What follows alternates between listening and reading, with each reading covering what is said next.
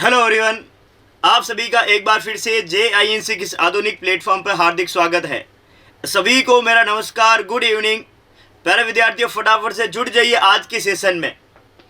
आज का जो अपना सेशन होने वाला बेटा, वो इसलिए भी खास है क्योंकि चैप्टर कल हमने रिवीजन के रूप में लिया था एवोल्यूशन, और आज अपना चैप्टर है ह्यूमन हेल्थ एंड डिजीज, मानव स्वास्थ्य एवं रोग। इसे हम 2 सेशन में कंप्लीट करेंगे और जितना पॉसिबली हो सके हम सारे के सारे पूछे जाने वाले क्वेश्चन, पूछे गए क्वेश्चन और कंसेप्चुअल बातों के बारे में यहाँ डिस्कस करने वाले हैं। तो बिना किसी देरी के फटाफट से जुड़ जाइए बेटा। जैसा कि आपको सबको पहले से ही पूर्व अनुमान है, विदित है कि आपका ये दायित्व बनता है, जैसे ही आप क्लास में पधारने से पहले ही इस क्लास को ज़्यादा से ज़्यादा शेयर कर देना है। ज़्यादा से ज़्यादा शेयर करेंगे ताकि आप ज़्यादा विद्यार्थियों के बीच में अपना एनालिसिस कर सके। तो फटाफट से सभी को गुड इवनिंग, एक साथ सभी को गुड इवनिंग बेटा, गुड इवनिंग। फटाफट से जुड़ जाइए, खुश रहिए बेटा, फटाफट से जुड़ जाइए। देखिए आज का जो अपना सेशन होने वाला है उसका पहला क्वेश्चन, मैं फिर से कह रहा हूं बार बार आपसे कि जहां तक हो सके आपको क्वेश्चन पढ़ने में ज्यादा फोकस करना है। क्वेश्चन का आंसर देने में बहुत कम समय लगेगा, क्वेश्चन को पढ़ने में ज्यादा फोकस करना है ताकि आप अपना सही प्रत्युत्तर दे पाए। पहला क्वेश्चन क्या कहता है, which of the following disease in confirmed by Widal test, निम्न में से किस रोग की पुष्टि विडाल परीक्षण से की होती है या की जाती है। तपेदिक जिसे अपन ट्यूबरकुलोसिस कहते हैं, बी टाइफाइड, सी प्लेग या डी टेटनस। इन 4 ऑप्शन में ये पूछा जा रहा है आपसे कि कौन से डिजीज का आपको डायग्नोस करने के लिए जो टेस्ट करवाया जाता है, कंफर्मेटिव टेस्ट, विडाल टेस्ट या विडाल परीक्षण किस रोग हेतु किया जाता है। विडाल परीक्षण आपसे पूछा गया था। बिल्कुल विद्यार्थी, काफी बच्चे आंसर देना चालू कर चुके हैं और कुछ विद्यार्थियों ने अपना आंसर भी दे दिया है, क्योंकि आपके कमेंट्स हम तक देर से पहुंच रहे हैं, लेकिन कुछ विद्यार्थी हाथों हाथ इसका आंसर देने में लगे हुए हैं, तो उनके कमेंट्स आ चुके हैं। और यहां सही जो आंसर दे रहे हैं बेटा, वो अकॉर्डिंग टू JINC सही आपका आंसर जा रहा है बिल्कुल बी टाइफाइड के टेस्ट के लिए आपका विडाल टेस्ट करवाया जाता है। ध्यान दीजिए, क्योंकि यहाँ टाइफाइड का नाम आया है तो यहाँ ये बैक्टीरियल डिजीज है, इस बात का भी आपको पता रखना है, ध्यान रखना है। ये एक प्रकार का बैक्टीरियल डिजीज है, बैक्टीरिया से होता है और बैक्टीरिया का नाम होता है साल्मोनेला टाइफी। तो ये टाइफाइड डिजीज कॉज करता है साल्मोनेला टाइफी, जो टाइप का बैक्टीरियल डिजीज होता है, बैक्टीरिया होता है। अब यहां एक और पॉइंट आने वाला है टाइफाइड के केसेस के बाद में। अगर अपन देखें कि नेक्स्ट क्वेश्चन क्या कहना चाहता है, अगले क्वेश्चन पे बढ़िए। तेज बुखार से संबंधित जहरीला पदार्थ जो कि हीमोजॉइन और चिल निम्नलिखित में से किस के दौरान देखे जाते हैं। The toxic substance hemozoin related to the high fever and chill is release during which of the following disease, किसके दौरान देखे जाते हैं, किस बीमारी के दौरान। क्या वो डेंगू के दौरान देखे जाते हैं, मलेरिया के दौरान देखे जाते हैं, डिफ्थीरिया के दौरान, या फिर न्यूमोनिया के दौरान देखे जाते हैं। चिलिंग होगा, ध्यान देना, सिम्टम अच्छे से पढ़ना। तेज बुखार होगा और एक जहरीला टॉक्सिक पदार्थ रिलीज होता है जिसका नाम होता है हीमोजॉइन और चिलिंग, उसको बुखार आएगा, तेज तरह का बुखार होगा, उसका कपकपी वाला बुखार होगा। तो ये किस रोग के दौरान, किस बीमारी के दौरान देखा जाता है। फटाफट से राइट आंसर पुट कीजिए। आपको इसमें से बताना है कि कौन से रोग के अंदर इस प्रकार के सिम्टम्स देखे जाते हैं जिसमें बुखार आता है, बुखार के साथ साथ में बॉडी के अंदर कपकपी होता है। हर एक टाइम पीरियड के बाद जो है आपको कपकपी होने वाला है, 12 से 14 घंटे के बाद में आपको कपकपी वाला बुखार आएगा। वो किसके कारण हो रहा है आपको वो भी बताएंगे, लेकिन यहाँ जो आपको सही उत्तर पुट करना है वो कह रहा है कि डिजीज कौन सा हो सकता है जिसमें सिम्टम देखे जा रहे हैं। बिल्कुल विद्यार्थियों के आंसर आना प्रारंभ हो गए हैं। कुछ कह रहे हैं कि डेंगू के अंदर, कुछ मलेरिया, ज्यादातर विद्यार्थी मलेरिया आंसर दे रहे हैं। तो इसका राइट आंसर जो है वो आपके हिसाब से मलेरिया गया है। तो फटाफट से राइट आंसर पुट कर दीजिए बच्चों। राइट आंसर आपको पुट करना है according to these option, according to these symptom इन ऑप्शन के अनुसार और इस विभिन्न प्रकार के सिम्टम के अनुसार आपके हिसाब से ये किस रोग को बताता है? तो बिल्कुल ये जो आपका रोग हो गया है वो मलेरिया का डिजीज बता रहा है। मलेरिया डिजीज में ऐसा कुछ देखा जाता है। ध्यान देना, जब मलेरिया की बात होती है तो बेटा फिर से वही कि मलेरिया किस प्रकार का डिजीज है, मलेरिया किस प्रकार का डिजीज है और डिजीज में होता क्या है। तो मलेरिया एक, जो आप पढ़ते हो मोनेरा के बाद में प्रोटिस्टा, प्रोटिस्टा के अंदर आता है आपके पास में प्लाज्मोडियम ना, प्रोटोजोआ, प्रोटोजोआ के अंदर स्पीशीज प्लाज्मोडियम, प्लाज्मोडियम जेनेरा के जो मेंबर होते हैं वो भी यूनिसेलुलर है, उनके कारण देखा जाता है। मलेरिया क्यों खास होता है बेटा? क्योंकि मलेरिया जो इसका परजीवी होता है, मलेरिया का जो परजीवी होता है जिसे अपन प्लाज्मोडियम कहते हैं, ये प्लाज्मोडियम डाइजेनिक पैरासाइट होता है। डाइजेनिक पैरासाइट का मतलब होता है ऐसा पैरासाइट जो अपना जीवन का 2 जीवों में संपन्न करता है, उसे अपन डाइजेनिक पैरासाइट्स कहते हैं। पहला जीवन काल संपन्न करेगा ये किसके अंदर? पहला हो जाएगा बेटा, अगर शुरुआत की बात की जाए मानवों के अंदर करता है, और इसके बाद में ये अगला मच्छर के अंदर भी अपना जीवन संपन्न करता है। मानव के अंदर ये अलैंगिक जनन, एसेक्सुअल रिप्रोडक्शन करता है कंप्लीट। एसेक्सुअल रिप्रोडक्शन, अलैंगिक जनन किसमें? मानवों के अंदर, जबकि मच्छर के अंदर लैंगिक जनन। मतलब कि ध्यान देना, यहां बच्चे कंफ्यूज करते हैं, मानव के अंदर युग्मकों का निर्माण हो जाता है, मानव के अंदर ये आरबीसी में हो गया, वहां पर जो है युग्मकों का निर्माण हो जाएगा, लेकिन संलयन जो देखा जाएगा वो कहाँ देखा जा रहा है?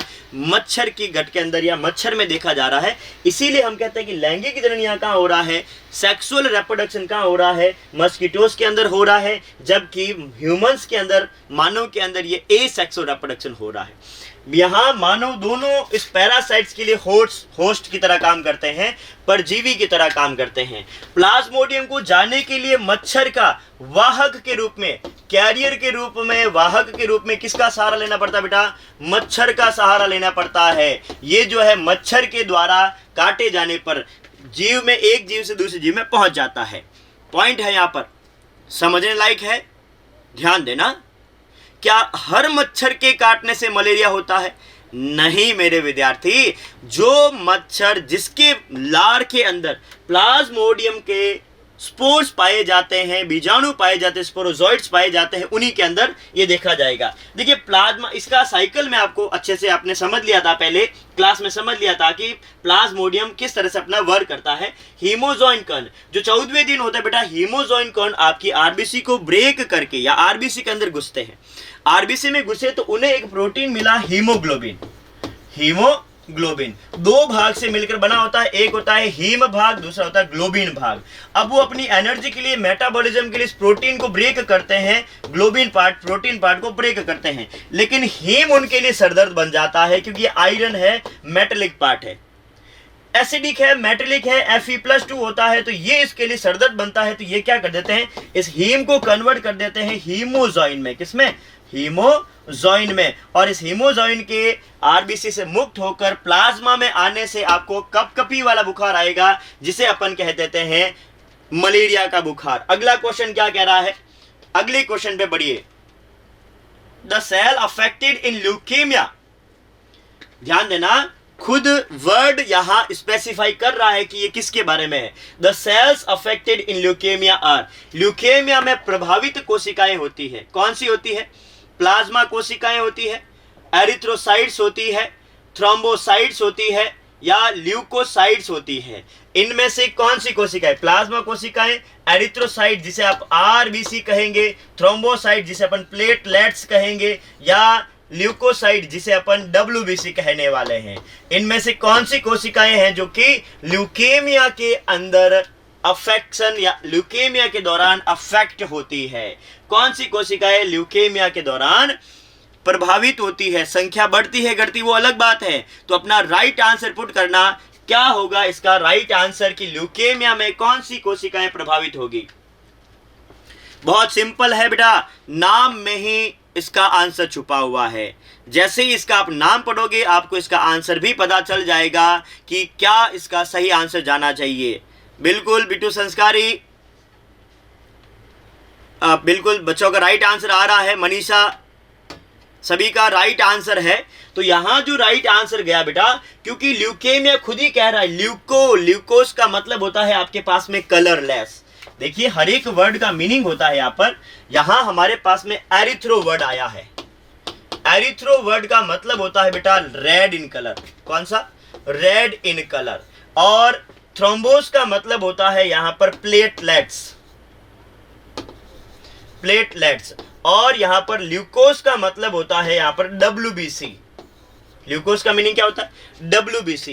तो आप समझ ही गए होंगे कि यहाँ ल्यूकेमिया है, तो यहां पर हमारे पास में WBC जो होती है उसका अफेक्शन होता है, WBC का नंबर बढ़ जाता है, जिसको ही अपन ब्लड कैंसर ल्यूकेमिया कहते हैं। इसके बारे में एक अच्छी बात और आपको बता दूं, जो कि क्वेश्चन पूछने वाला है आपसे नीट के एग्जाम में, किसी भी कॉम्पिटिटिव एग्जाम में। क्वेश्चन क्या रहने वाला है? ल्यूकेमिया एकमात्र ऐसा कैंसर जिसमें किसी प्रकार का गांठ नहीं बनती है, यहां पर नोड नहीं फॉर्म होता है। ल्यूकेमिया के केसेस में ब्लड के अंदर किसी प्रकार का WBC की गांठ नहीं बनेगी। ल्यूकेमिया के अंदर WBC बहुत ज़्यादा बढ़ जाती है, इसलिए बार बार उसको चेंज करना पड़ता है, रुधिर को शुद्ध करना पड़ता है। बढ़ी हुई WBC की संख्या बहुत ज़्यादा घातक होने लग जाती है। तो ये है आपका ल्यूकेमिया, जो कि बहुत सारे विद्यार्थियों का सही आंसर इसमें WBC गया है। और क्यों WBC को आप ल्यूकोसाइट्स कहते हैं? क्योंकि ल्यूकोस का मीनिंग यही होता है कि कलरलेस। ल्यूको का मीनिंग क्या होगा बेटा? कलरलेस। ल्यूको मतलब कलरलेस। ऐसा सेल जो कलरलेस हो, उसमें कलर नहीं हो, ल्यूकोसाइट्स WBC, जो कि आपके सफेद कलर की होती है। बढ़िए अगले क्वेश्चन की तरफ। अगला क्वेश्चन क्या कहना चाहता है? तो विद्यार्थियों आपको इसमें फिजिकल, यानी कि फिजिकल का मतलब होता है भौतिक बाधा। भौतिक बाधा ऐसी बाधा जिसमें आपके शरीर के अंग कोई कार्य की नहीं, फिजियोलॉजिकल नहीं, माफी चाहूंगा, यहाँ पर फिजिकल है। फिजिकल बैरियर के रूप में कौन सा काम करता है? तो प्यारे विद्यार्थी, क्योंकि फिजिकल से पूछा गया था, तो आपका जो त्वचा होता है, स्किन जो होगा यहाँ पर, वो किसकी तरह काम करेगा? फिजिकल की तरह काम करने वाला है। त्वचा जो होगा वो फिजिकल के रूप में कार्य करने वाला है। तो ये था आपका क्वेश्चन। अगले क्वेश्चन पे पहुंचिए। अगला क्वेश्चन कह रहा है एंटीजेंस आर प्रेजेंट।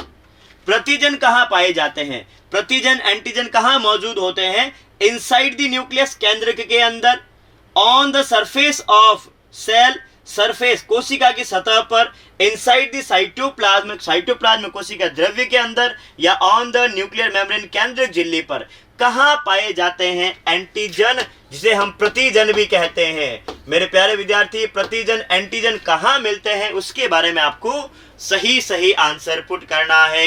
एंटीजन कहां पाए जाते हैं मेरे विद्यार्थी? एंटीजन का पूछा गया है, कहां पर मिलने वाले हैं आपको एंटीजन? सेल्स की मेम्ब्रेन के बाहर की तरफ मिलेंगे, सेल की मेम्ब्रेन के अंदर की तरफ मिलेंगे,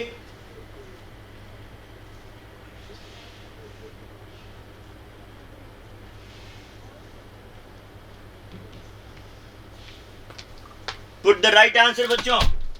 सही प्रत्युत्तर दीजिए कि कहां मिलते हैं आपको एंटीजन। जब अपन एंटीजन की बात करेंगे तो हमें ध्यान रखना है कि आपकी बॉडी के, क्योंकि हमें एंटीजन आते ही दिमाग में ये आता है ये तो बाहर का, प्रतिजन का मतलब बाहर का नहीं मेरे विद्यार्थी। प्रतिजन का मतलब बाहर का हर बार नहीं होता है। बिल्कुल आपका कहना भी सही है कि एंटीजन का तो मीनिंग यही है। आपको ध्यान रखना है आपकी बॉडी के बाहर भी, बॉडी की सरफेस के बाहर भी क्या पाए जाते हैं? एंटीजन पाए जाते हैं, प्रतिजन पाए जाते हैं। चलिए, तो इसका जो राइट आंसर गया है बेटा, क्योंकि जब अपन आरबीसी को देखते हैं, आरबीसी आपकी ऐसी कोशिका जिसे अपन रेड ब्लड सेल्स कहते हैं, उसकी सरफेस पर क्या पाए जाते हैं? प्रतिजन। तो कोशिका की सतह पर क्या मिलने वाले हैं आपको? प्रतिजन मिलने वाले हैं। एंटीजन आपकी आरबीसी की सरफेस पर मिलने वाले हैं। तो यहां जो आपका राइट आंसर गया है बेटा वो क्या हो जाएगा? On the surface of cell, कोशिका की सतह पर पाए जाते हैं, इसीलिए इसको अपन प्रतिजन, मैंने वही कहा, क्योंकि ये कोशिका की सतह पर मिल रहे हैं और इसके अगेंस्ट आपकी बॉडी के अंदर एंटीजन के अगेंस्ट एंटीबॉडी बनी हुई रहती है, इसीलिए किसकी तरह ट्रीट कर रहे हैं बेटा? एंटीजेंस की तरह ट्रीट कर रहे हैं। भाई एंटीजन तो बाहर का होता है, लेकिन आपकी एंटीबॉडी के अगेंस्ट ये पर एंटीबॉडी के अगेंस्ट का फॉर्म होता है एंटीजन। एंटीबॉडी और एंटीजन एक दूसरे के विपरीत है, तो विपरीत होने के कारण आपको इसको एंटीजन कहना पड़ता है, या एंटीजन के विपरीत क्या बन रही है, एंटीबॉडी बॉडी के अंदर ऑन दी सरफेस, कोशिका की सतह पर। और यही आपने देखा होगा कि बेटा आपका आरबीसी के ऊपर ही एंटीजन ए, आरबीसी की सरफेस के ऊपर ही एंटीजन बी, ये सब भी पाए जाते हैं। ये आपकी आरबीसी की सरफेस पर रहता है antigen B, antigen A B, और कोई भी एंटीजन नहीं तो ओ ब्लड ग्रुप। ये रहा ए बी और ओ ब्लड ग्रुप, ये है ना, blood group A, blood group B, blood group A B, और ब्लड ग्रुप हो जाएगा आपका ओ ब्लड ग्रुप। ये आपके एंटीजन जो कि आरबीसी की सतह पर, तो किसी भी कोशिका की सतह पर मिलने वाले हैं। बढ़िए अगला question, the cytotoxic cell are produced by. Cytotoxic कोशिका का विष, कोशिका विष कोशिकाओं द्वारा निर्मित होता है। किन कोशिकाओं द्वारा निर्मित होता है? टी सेल्स के द्वारा, बी सेल्स के द्वारा, मेमोरी सेल्स के द्वारा, या फिर मास्ट कोशिकाओं के द्वारा। साइटोटॉक्सिन कौन रिलीज करता है? साइटोटॉक्सिन कोशिका का ही एक जहरीला पदार्थ होता है, या फिर मैं कहूँ टॉक्सिक मटेरियल होता है, जो कि आपकी इम्यून रिस्पॉन्स को एक्टिव करने का काम करता है, और साथ ही जो भी आपके बॉडी में पैथोजन पहुंचे हैं उन्हें भी रोकने का कार्य करता है। तो यहाँ अकॉर्डिंग टू ऑप्शन साइटोटॉक्सिन क्या होते हैं और कैसे ये वर्क करते हैं, फटाफट से राइट आंसर को पुट करना बेटा। साइटोटॉक्सिन किन कोशिकाओं द्वारा निर्मित होते हैं, जिसे अपन कोशिका विष भी कहते हैं। कोशिका विष किन कोशिकाओं द्वारा? टी कोशिकाएं थाइमस में बनने वाली या थाइमस में निर्मित होने वाली, बी लिम्फोसाइट जो कि एंटीबॉडी बनाती है वो कोशिकाएं, या फिर मेमोरी सेल जो कि आपके आने वाले प्रतिजन एंटीजन को पहचानती है कि हमारी बॉडी में कौन सा एंटीजन एंटर हुआ है और इसको अगली बार कैसे निपटना है इससे, इसके बारे में जानकारी देने का काम करती है आपकी मेमोरी सेल्स, जिसे अपन स्मृति कोशिकाएं भी कहते हैं। और यही मेमोरी सेल्स जो होती है वो आपको प्रतिजन का अगला या अगले प्रकार का प्रतिजन जो भी आएगा वो एक बार आपकी बॉडी में एंटर हो गया तो वो अपने आप में क्या बना लेती है, इसकी प्रतिलिपि बना लेती है, उसके बारे में डिफेंस मैकेनिज्म पहले से इजाद करके रखती है। तो ये क्या इनसे रिलेटेड है? नहीं मेरे विद्यार्थी, बिल्कुल सही आपका जो आंसर जाने वाला है वो डी सेल जाने वाला। मास्ट सेल्स हिस्टामिन तथा सेरोटोनिन का सिक्रेशन करती है। मास्ट सेल हिस्टामिन तथा सेरोटोनिन का सिक्रेशन करेगी, और ये साइटोटॉक्सिन्स होते हैं जो कि सेल में आपकी बॉडी के अंदर हिस्टामिन और सेरोटोनिन सिक्रेटिन जो सिक्रेट होता है बेटा, इसके कारण आपकी बॉडी के अंदर एलर्जी देखी जाती है, और ये इम्यून रिस्पॉन्स होता है। आपकी जानकारी के लिए बता दूं, जिससे आप बहुत ज़्यादा डरते हो कि बुखार में आपका बॉडी का टेम्परेचर बहुत ज़्यादा बढ़ जाता है, और आपके बॉडी के टेम्परेचर को बढ़ाने के लिए आपका जो बॉडी टेम्परेचर सेंटर रहता है जो कि ब्रेन के हाइपोथैलेमस पोर्शन में है, वहां ये पर जाकर बॉडी के टेम्परेचर को बढ़ा दिया जाता है, ताकि उस बढ़े हुए टेम्परेचर में किसी भी प्रकार का कोई भी बैक्टीरिया संक्रमण आगे अपना नहीं बढ़ा पाए और बड़े तापमान में वो वृद्धि भी नहीं कर पाएगा। तो ये आपका हिस्टामिन और सेरोटोनिन मास्ट सेल एक्साइटोटॉक्सिन्स होते हैं।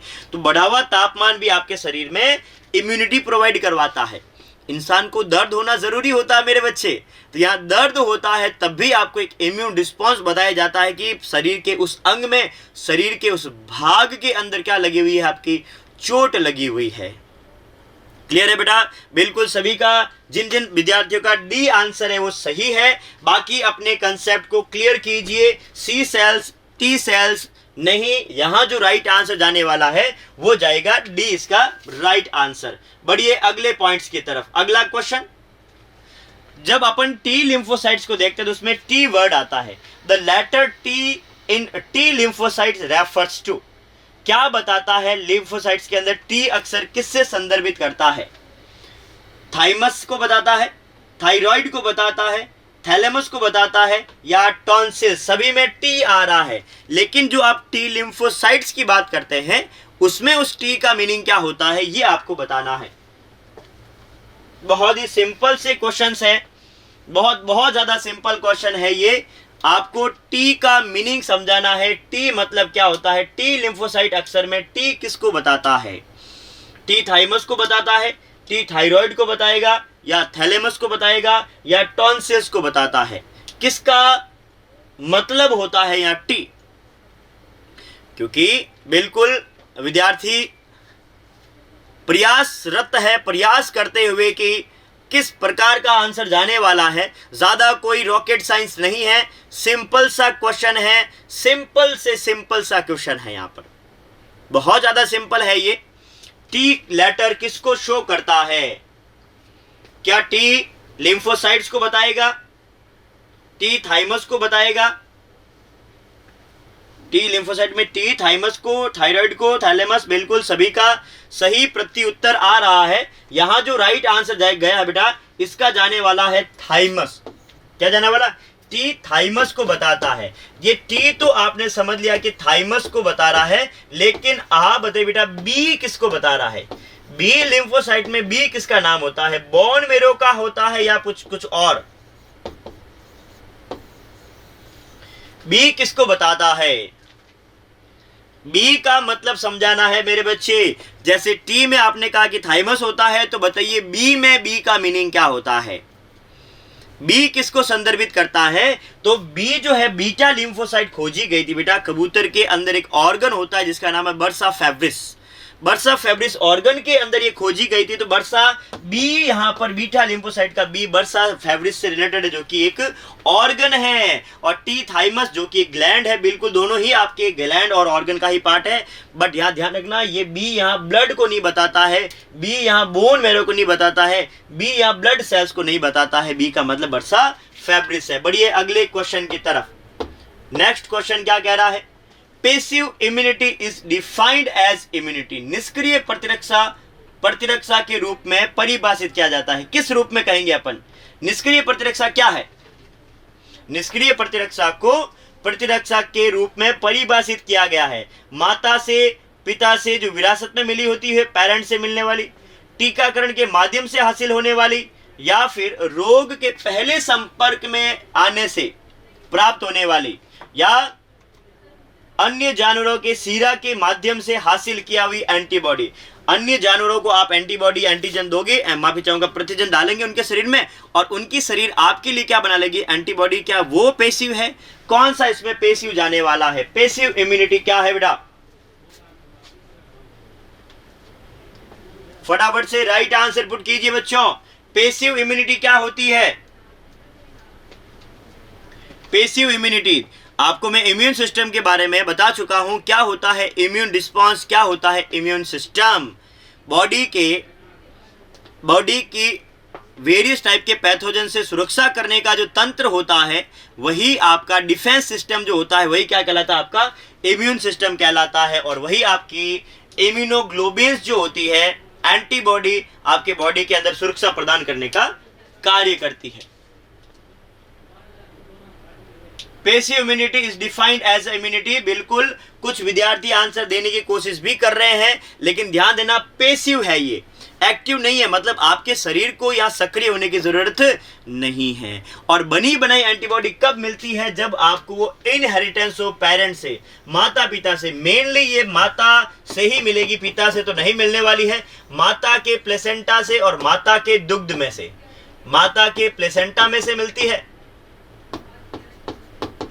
और माता के दुग्ध से मिलने वाली होती है। प्लेसेंटा और दूध से मिलने वाली जो एंटीबॉडी होती है, उसमें किसी भी जो है इंडिविजुअल को, किसी भी उसके चाइल्ड को बनी बनाई एंटीबॉडी मिलती है, बनाने की जरूरत नहीं पड़ती है। तो यहाँ जो राइट आंसर जाने वाला बेटा वो हो जाएगा पिता माता से मिलने वाली इनहेरिटेंस, जो कि कोलेस्ट्रम फर्स्ट मदर मिल्क से और प्लेसेंटा से मिलती है। ये आपका क्वेश्चन था। बढ़िए अगले क्वेश्चन की तरफ। क्या कह रहा है अगला क्वेश्चन? अंग प्रत्यारोपण अस्वीकृति का उपयोग करके रोका जा सकता है। अंग प्रत्यारोपण हेतु जो अस्वीकृति होती है वो किसके प्रयोग द्वारा रोका जा सकता है? आप एंटीबॉडी का प्रयोग कीजिए, न्यू टी सेल्स का प्रयोग कीजिए, प्रतिरक्षी संदमककारी दवाई का प्रयोग कीजिए, इम्यूनोसप्रेसिव ड्रग्स का, या इम्यूनो स्टिमुलेटरी ड्रग्स जो इम्यून सिस्टम को कम कर देती है हो जाएगी प्रतिरक्षा संदमक, और इम्यून सिस्टम को बढ़ा देती है वो कहलाएगी आपका इम्यूनोस्टिमुलेटन। स्टिमुलेटरी। तो इनमें से कौन सा सही आंसर है कि कैसे आप ऑर्गन ट्रांसप्लांट के दौरान रिजेक्शन को रोक सकते हैं। कैसे रोका जाता है रिजेक्शन? एंटीबॉडी का प्रयोग करके, न्यू टी सेल्स को बना करके, इम्यूनोसप्रेसिव ड्रग्स देकर या इम्यूनो स्टिमुलेटरी ड्रग्स देकर। किसके द्वारा आप रोक सकते हैं?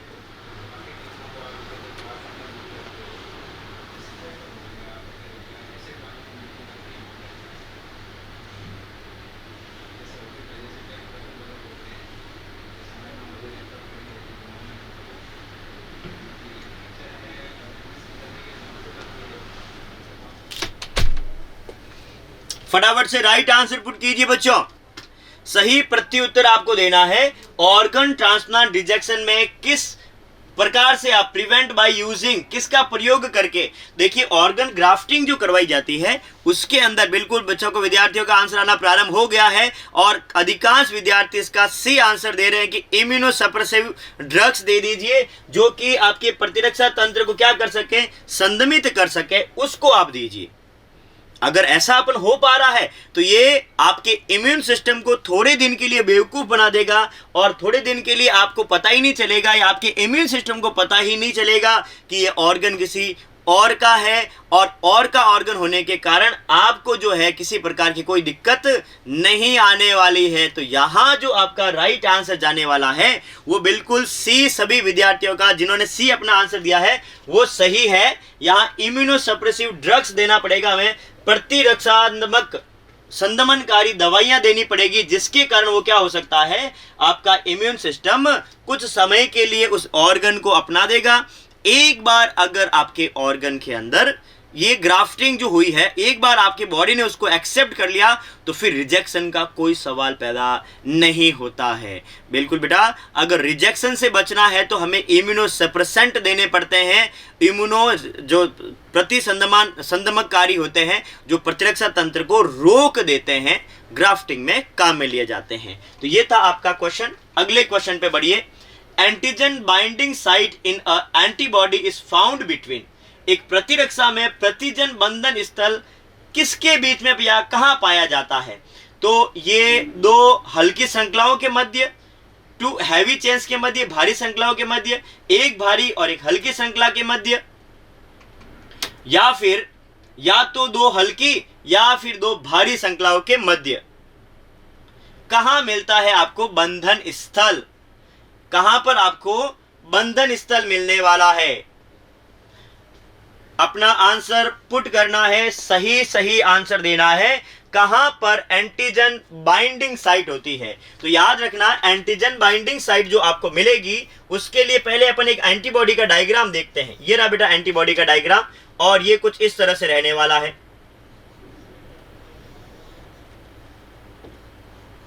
ये रहा। अब यहां पर आपको ये मिल रहा है एक और चेन,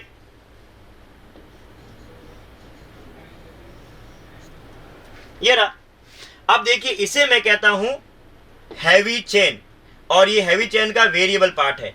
इसे मैं कहता हूं हैवी चेन, बट ये हैवी चेन का कांस्टेंट पार्ट है। ये है आपका लाइट चेन, यहां तक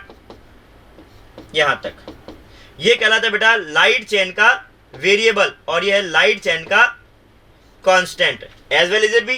तो ये एक हल्की तथा एक भारी श्रृंखला के मध्य यहां पर क्या जुड़ता है? ये जुड़ता है बेटा आपका एंटीबॉडी के बीच में एंटीजन, यहां जुड़ता है एंटीजन। तो राइट ऑप्शन क्या है? टू लाइट चेन के बीच में, या और यहां के बीच में नो, दो हैवी चेन इसके बीच में no, one heavy chain and one light chain, एक हैवी एक लाइट, एक भारी एक हल्की श्रृंखला। तो हल्की भारी के मध्य इस जगह पर आपका जुड़ने वाला है। तो जो सही उत्तर जाने वाला बेटा वो चला जाएगा आपका, यहां पर जिन विद्यार्थियों ने सी आंसर दिया है वो आपका सही है, क्योंकि एक हल्की तथा एक भारी श्रृंखला के मध्य पाया जाता है। ध्यान देना, either between two light chain, क्या दोनों के मध्य या इसके मध्य? नहीं, ये फिक्स है। ये फिक्स है कि आपको जो मिलने वाला है वो बेटा कौन सा जाएगा? एक हल्की एक भारी के मध्य, ये रहा एक हल्की एक भारी के मध्य, इस जगह पर आपका क्या मिलेगा? एंटीबॉडी बाइंड होने वाला है। तो यहां सही आंसर चला जाएगा सी। क्योंकि यहाँ डी दे रखा था, डी नहीं होगा, यहाँ राइट आंसर हो जाएगा बेटा सी इसका सही प्रत्युत्तर, क्योंकि एक भारी तथा एक हल्की श्रृंखला के बीच में देखा जाने वाला है। बढ़िए अगले क्वेश्चन की तरफ। टीकाकरण, जो कि हर बार, जैसे अभी अभी हम एक बहुत ही बड़े एक पैंडेमिक से गुजरे हैं जिसका नाम है कोरोना पैंडेमिक। टीकाकरण का सिद्धांत किस गुण पर आधारित होता है? जो कि सुरक्षा प्रणाली की जो टीकाकरण सिद्धांत होता है वो किस आधार पर या किस गुण पर निर्भर करता है उसके, वो है बेटा, पहला है मेमोरी पर आधारित होता है, डाइवर्सिटी पर आधारित होता है, स्पेशलिटी पर आधारित होता है, या फिर D option all of these, ये सभी। टीकाकरण का सिद्धांत किस गुण पर आधारित होता है? टीकाकरण based on the property of immune system. Immune system की किस प्रॉपर्टी से रिलेटेड होता है टीकाकरण? सोच समझकर आंसर देना। विद्यार्थी आंसर अपना दे रहे हैं, बिल्कुल, कुछ विद्यार्थी सही प्रत्युत्तर भी दे रहे हैं। मेमोरी पे रिलेटेड, बिल्कुल, एक बार जो आपके पास में पैथोजन आया है अगली बार आएगा तो उसकी मेमोरी सेव रहती है। हर पैथोजन की अपनी अलग अलग प्रकार की एंटीजन होती है और एंटीबॉडी भी अलग अलग रहेगा, मतलब पैथोजन एंटीजन अलग है तो एंटीबॉडी भी अलग रहेगा, और हर पैथोजन के लिए बनने वाली एंटीबॉडी भी अलग विशिष्ट, और वो वही काम आने वाली है। कोरोना की वैक्सीन बेटा कोरोना में ही दी जाएगी, मलेरिया एड्स में नहीं देंगे। तो इसका मतलब कि ये इम्यूनाइजेशन जो होता है, इम्यून सिस्टम जो होता है टीकाकरण का, वो तीनों पर बेस्ड होता है। तो आंसर चला जाएगा D all of the above. ये आपका राइट आंसर यहाँ डी जाने वाला है, क्योंकि यहाँ इस जगह पर तीनों के तीनों ही किसकी तरह काम करने वाले बेटा? तीनों के तीनों आपके इम्यूनो सप्रेसेंट की तरह काम करने वाले, माफी चाहूंगा, इम्यून सिस्टम की प्रणाली को बता रहे हैं कि मेमोरी भी रखनी चाहिए, डाइवर्सिटी भी रखनी चाहिए, स्पेसिफिटी जिसे अपन कहते हैं विशिष्टता भी रखने वाले हैं। तो ये है बेटा आपका क्वेश्चन। बढ़िए अगले क्वेश्चन की तरफ। हमें जल्द से जल्द आपके चैप्टर का रिवीजन करना है ताकि हम क्वालिटी चीजों को बहुत कम समय में आप तक डिलीवर कर सके। मेरे विद्यार्थी, जितना हो सके हमें क्वालिटी पे फोकस करना है।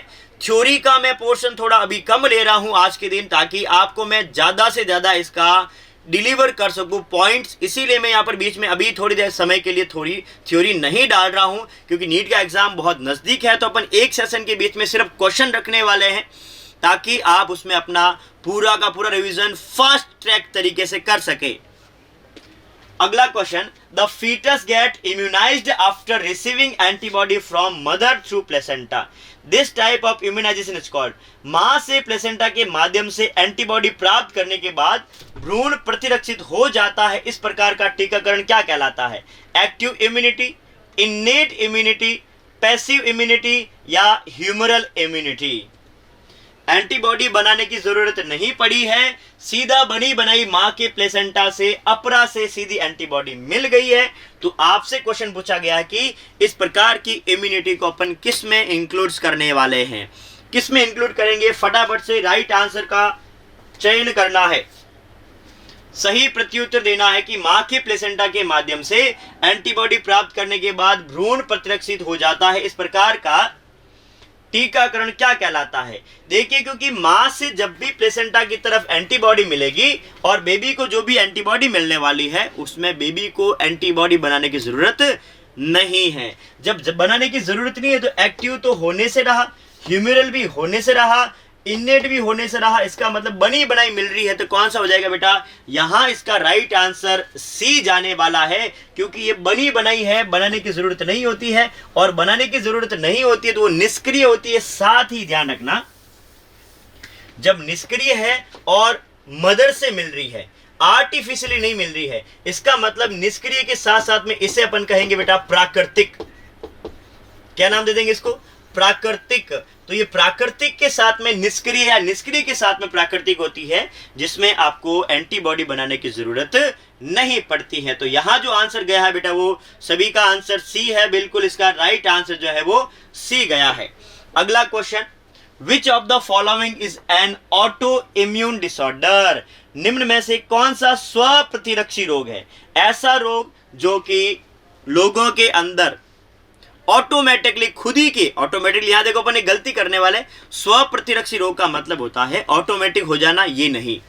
स्व प्रति ऑटो इम्यून डिसऑर्डर का मतलब होता है खुद ही का इम्यून सिस्टम खुद ही की सेल्स को मारने लग जाए। ये बहुत बहुत अलग लेवल तक की सिस्टम है, अलग लेवल तक का ये पॉइंट है, क्योंकि हमारा इम्यून सिस्टम बहुत ज़्यादा स्पेसिफिक है। विशिष्ट प्रकार के प्रतिजन के लिए विशिष्ट प्रकार की एंटीबॉडी जो बना सके, तो उसको नहीं पता क्या क्या मेरा है क्या पराया है, वो हर चीज जानता है, लेकिन अब उसमें इतनी खराबी आ गई है कि वो अपने को नहीं पहचान रहा है और अपनी सेल्स के ही खिलाफ क्या बनाने लग गया है, एंटीबॉडी बनाने लग गए हैं। उस रोग का नाम क्या होता है, ऑटो इम्यून डिसऑर्डर होता है, स्व प्रतिरक्षित या स्व प्रतिजनित रोग होता है। क्या इसमें जो सही आंसर है वो एस्थमा है, या फिर रूमेटॉइड अर्थराइटिस है, या फिर जिसे अपन सिरोसिस कहते हैं वो है, या फिर एड्स इनमें से स्व प्रतिरक्षी रोग है? कौन सा ऐसा रोग जो कि स्व प्रतिरक्षी होता है अकॉर्डिंग टू दीज ऑप्शन? फटाफट से राइट आंसर पुट कीजिए बच्चों।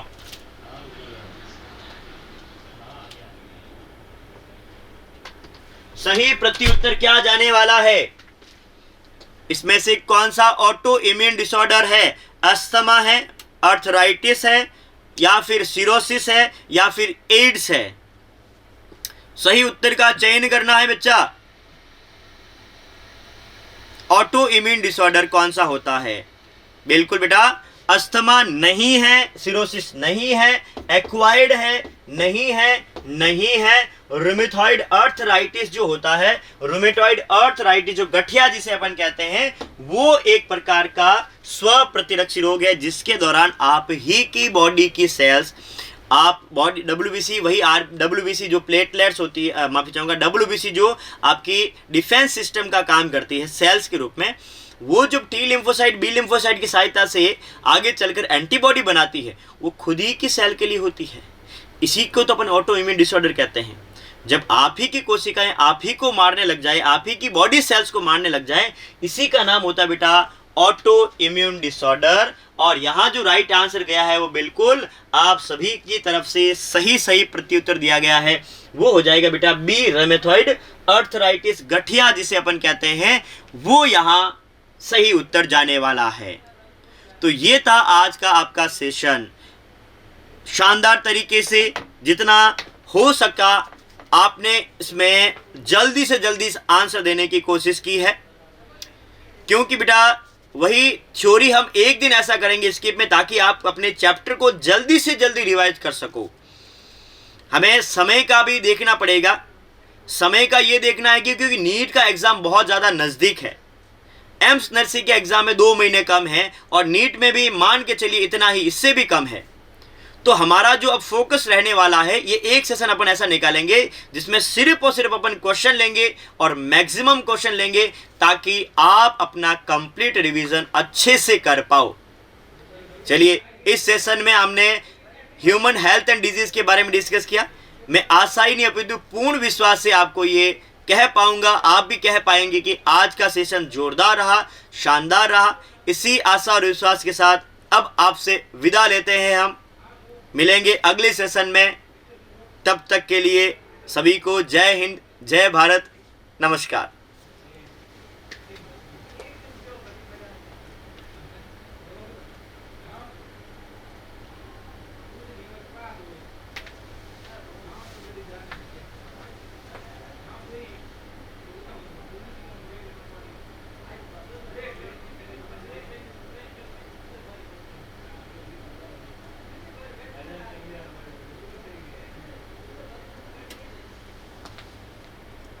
तो विद्यार्थियों, आपको इसमें फिजिकल, यानी कि फिजिकल का मतलब होता है भौतिक बाधा। भौतिक बाधा ऐसी बाधा जिसमें आपके शरीर के अंग कोई कार्य की नहीं, फिजियोलॉजिकल नहीं, माफी चाहूंगा, यहाँ पर फिजिकल है, फिजिकल बैरियर के रूप में कौन सा काम करता है। तो प्यारे विद्यार्थी, क्योंकि फिजिकल से पूछा गया था, तो आपका जो त्वचा होता है, स्किन जो होगा यहाँ पर, वो किसकी तरह काम करेगा? फिजिकल की तरह काम करने वाला है। त्वचा, शरीर त्वचा जो होगा वो फिजिकल के रूप में कार्य करने वाला है। तो ये था आपका क्वेश्चन। अगले क्वेश्चन पे पहुंचिए। अगला क्वेश्चन कह रहा है एंटीजन्स आर प्रेजेंट। प्रतिजन कहां पाए जाते हैं? प्रतिजन एंटीजन कहाँ मौजूद होते हैं?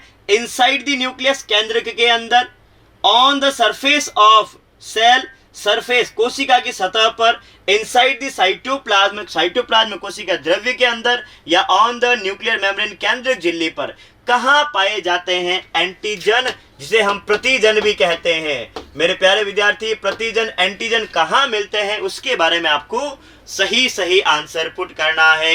एंटीजन कहाँ पाए जाते हैं मेरे विद्यार्थी? एंटीजन का पूछा गया है, कहां पर मिलने वाले हैं आपको एंटीजन? सेल्स की मेम्ब्रेन के बाहर की तरफ मिलेंगे, सेल की मेम्ब्रेन के अंदर की तरफ मिलेंगे,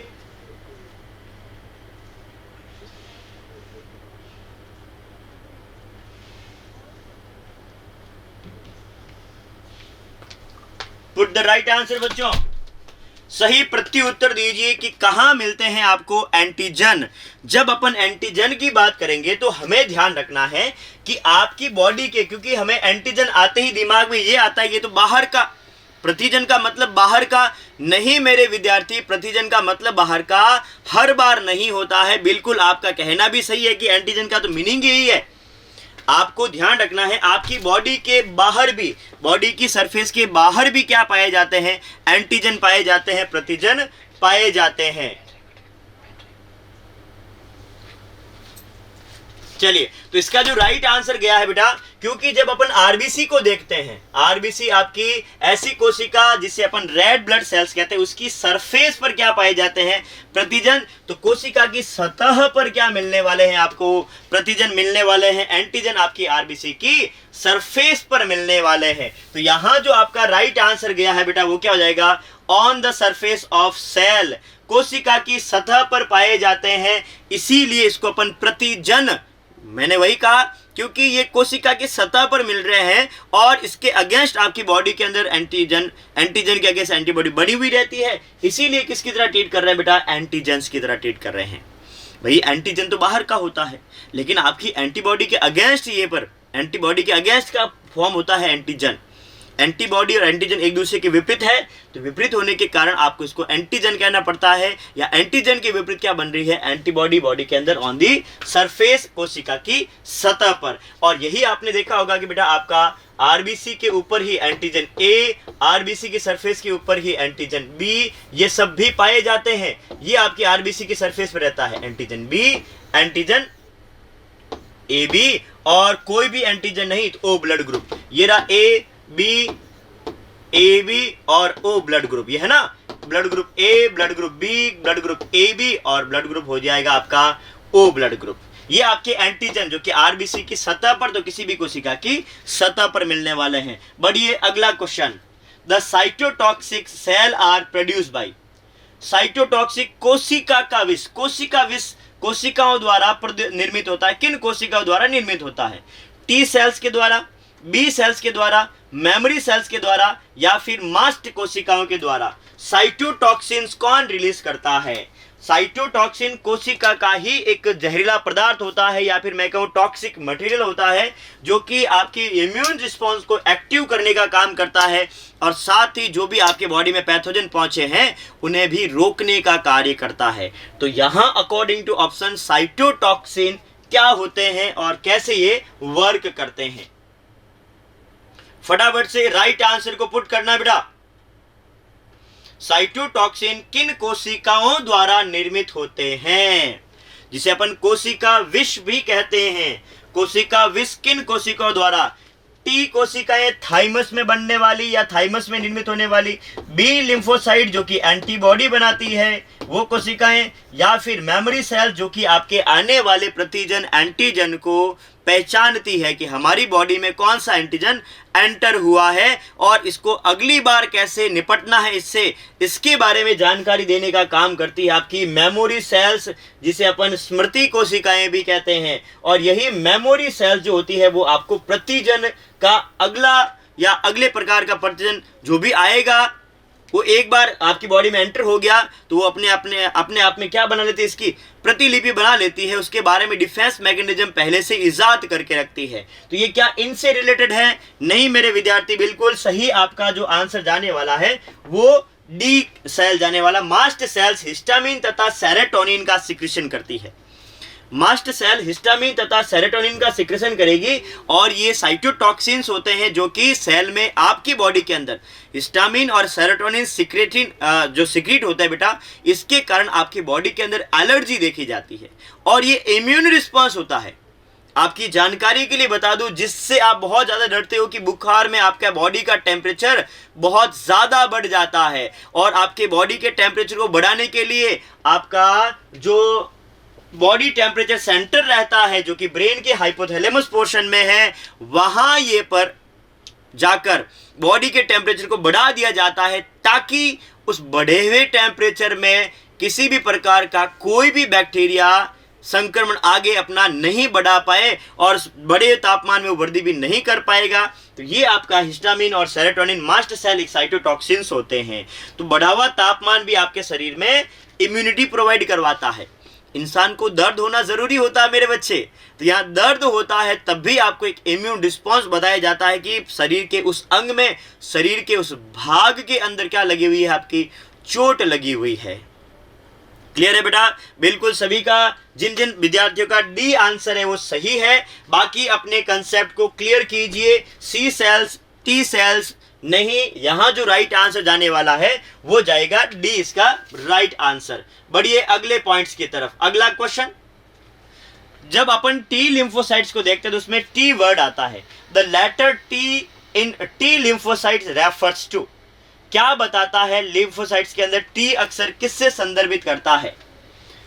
थाइमस को बताता है, थायराइड को बताता है, थैलेमस को बताता है या टॉन्सिल? सभी में टी आ रहा है, लेकिन जो आप टी लिम्फोसाइट्स की बात करते हैं उसमें उस टी का मीनिंग क्या होता है ये आपको बताना है।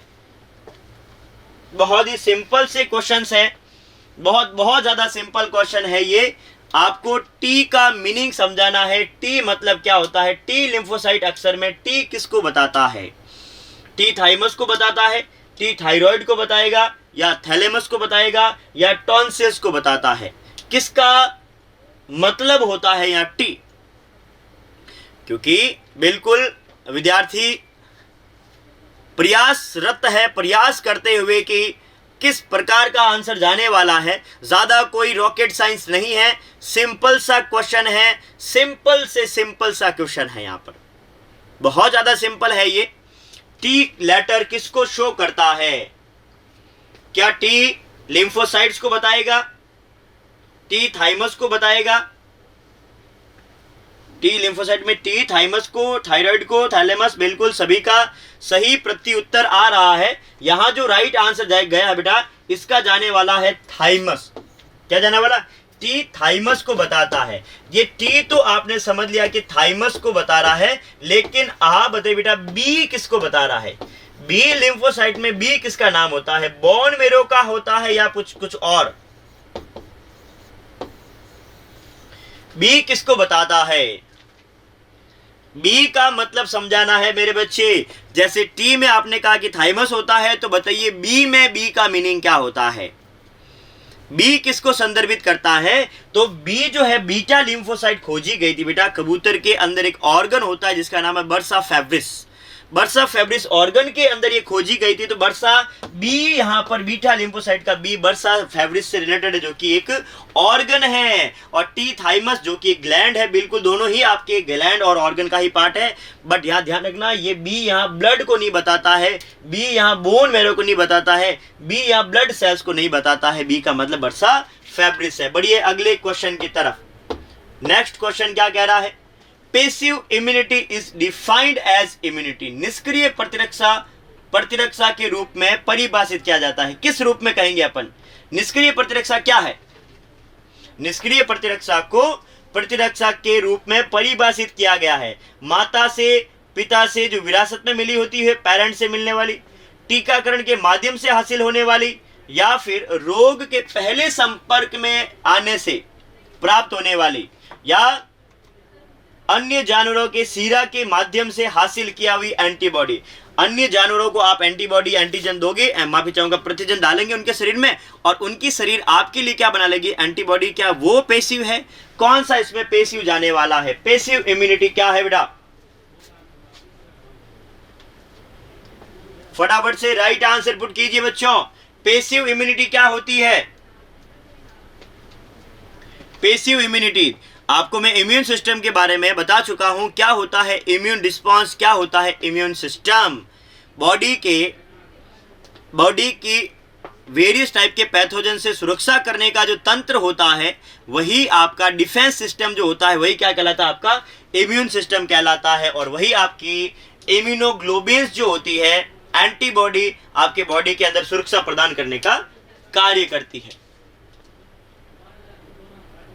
Passive immunity is defined as immunity. बिल्कुल, कुछ विद्यार्थी आंसर देने की कोशिश भी कर रहे हैं, लेकिन ध्यान देना पैसिव है, ये एक्टिव नहीं है। मतलब आपके शरीर को यहाँ सक्रिय होने की जरूरत नहीं है। और बनी बनाई एंटीबॉडी कब मिलती है? जब आपको वो इनहेरिटेंस हो पेरेंट्स से, माता पिता से। मेनली ये माता से ही मिलेगी, पिता से तो नहीं मिलने वाली है। माता के प्लेसेंटा से और माता के दुग्ध में से, माता के प्लेसेंटा में से मिलती है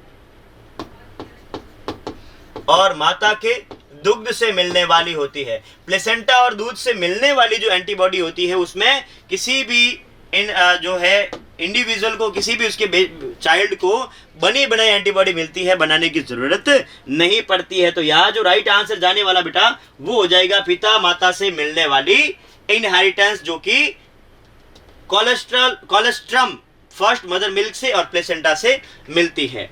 ये आपका क्वेश्चन था। बढ़िए अगले क्वेश्चन की तरफ। क्या कह रहा है अगला क्वेश्चन?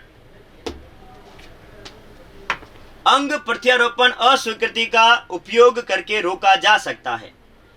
अंग प्रत्यारोपण हेतु जो अस्वीकृति होती है, वो किसके प्रयोग द्वारा रोका जा सकता है? आप एंटीबॉडी का प्रयोग कीजिए, न्यू टी सेल्स का प्रयोग कीजिए,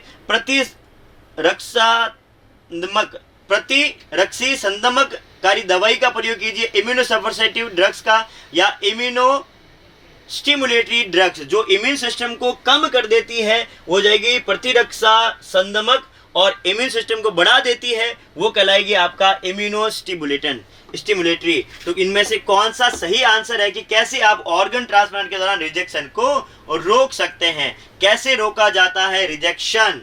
एंटीबॉडी का प्रयोग करके, न्यू टी सेल्स को बना करके, इम्यूनोसप्रेसिव ड्रग्स देकर, या इम्यूनो स्टिमुलेटरी ड्रग्स देकर। किसके द्वारा आप रोक सकते हैं?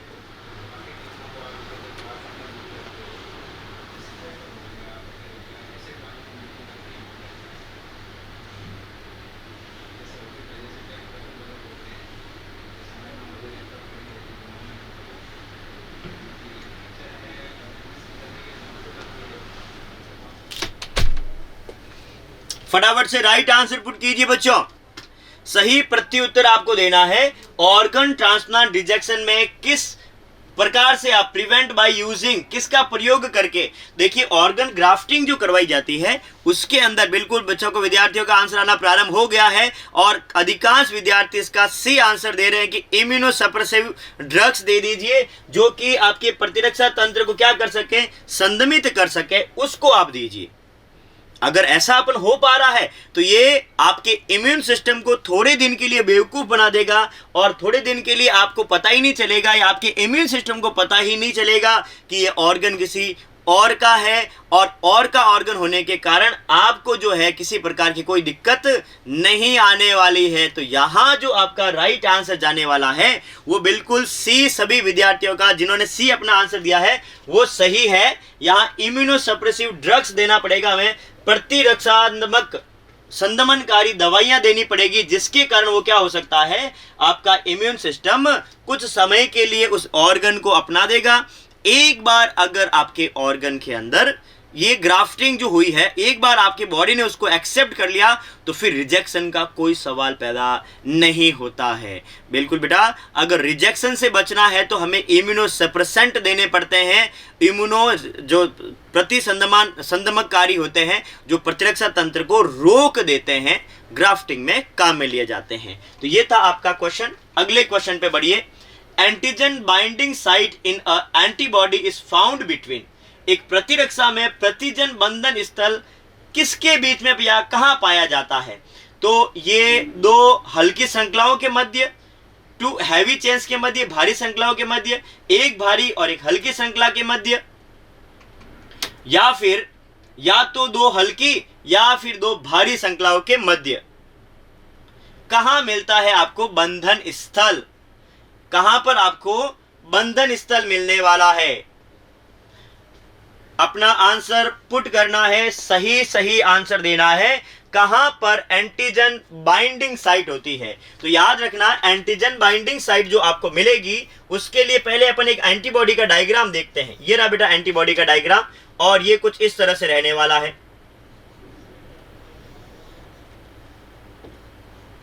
ये रहा। अब यहां पर आपको ये मिल रहा है एक और chain,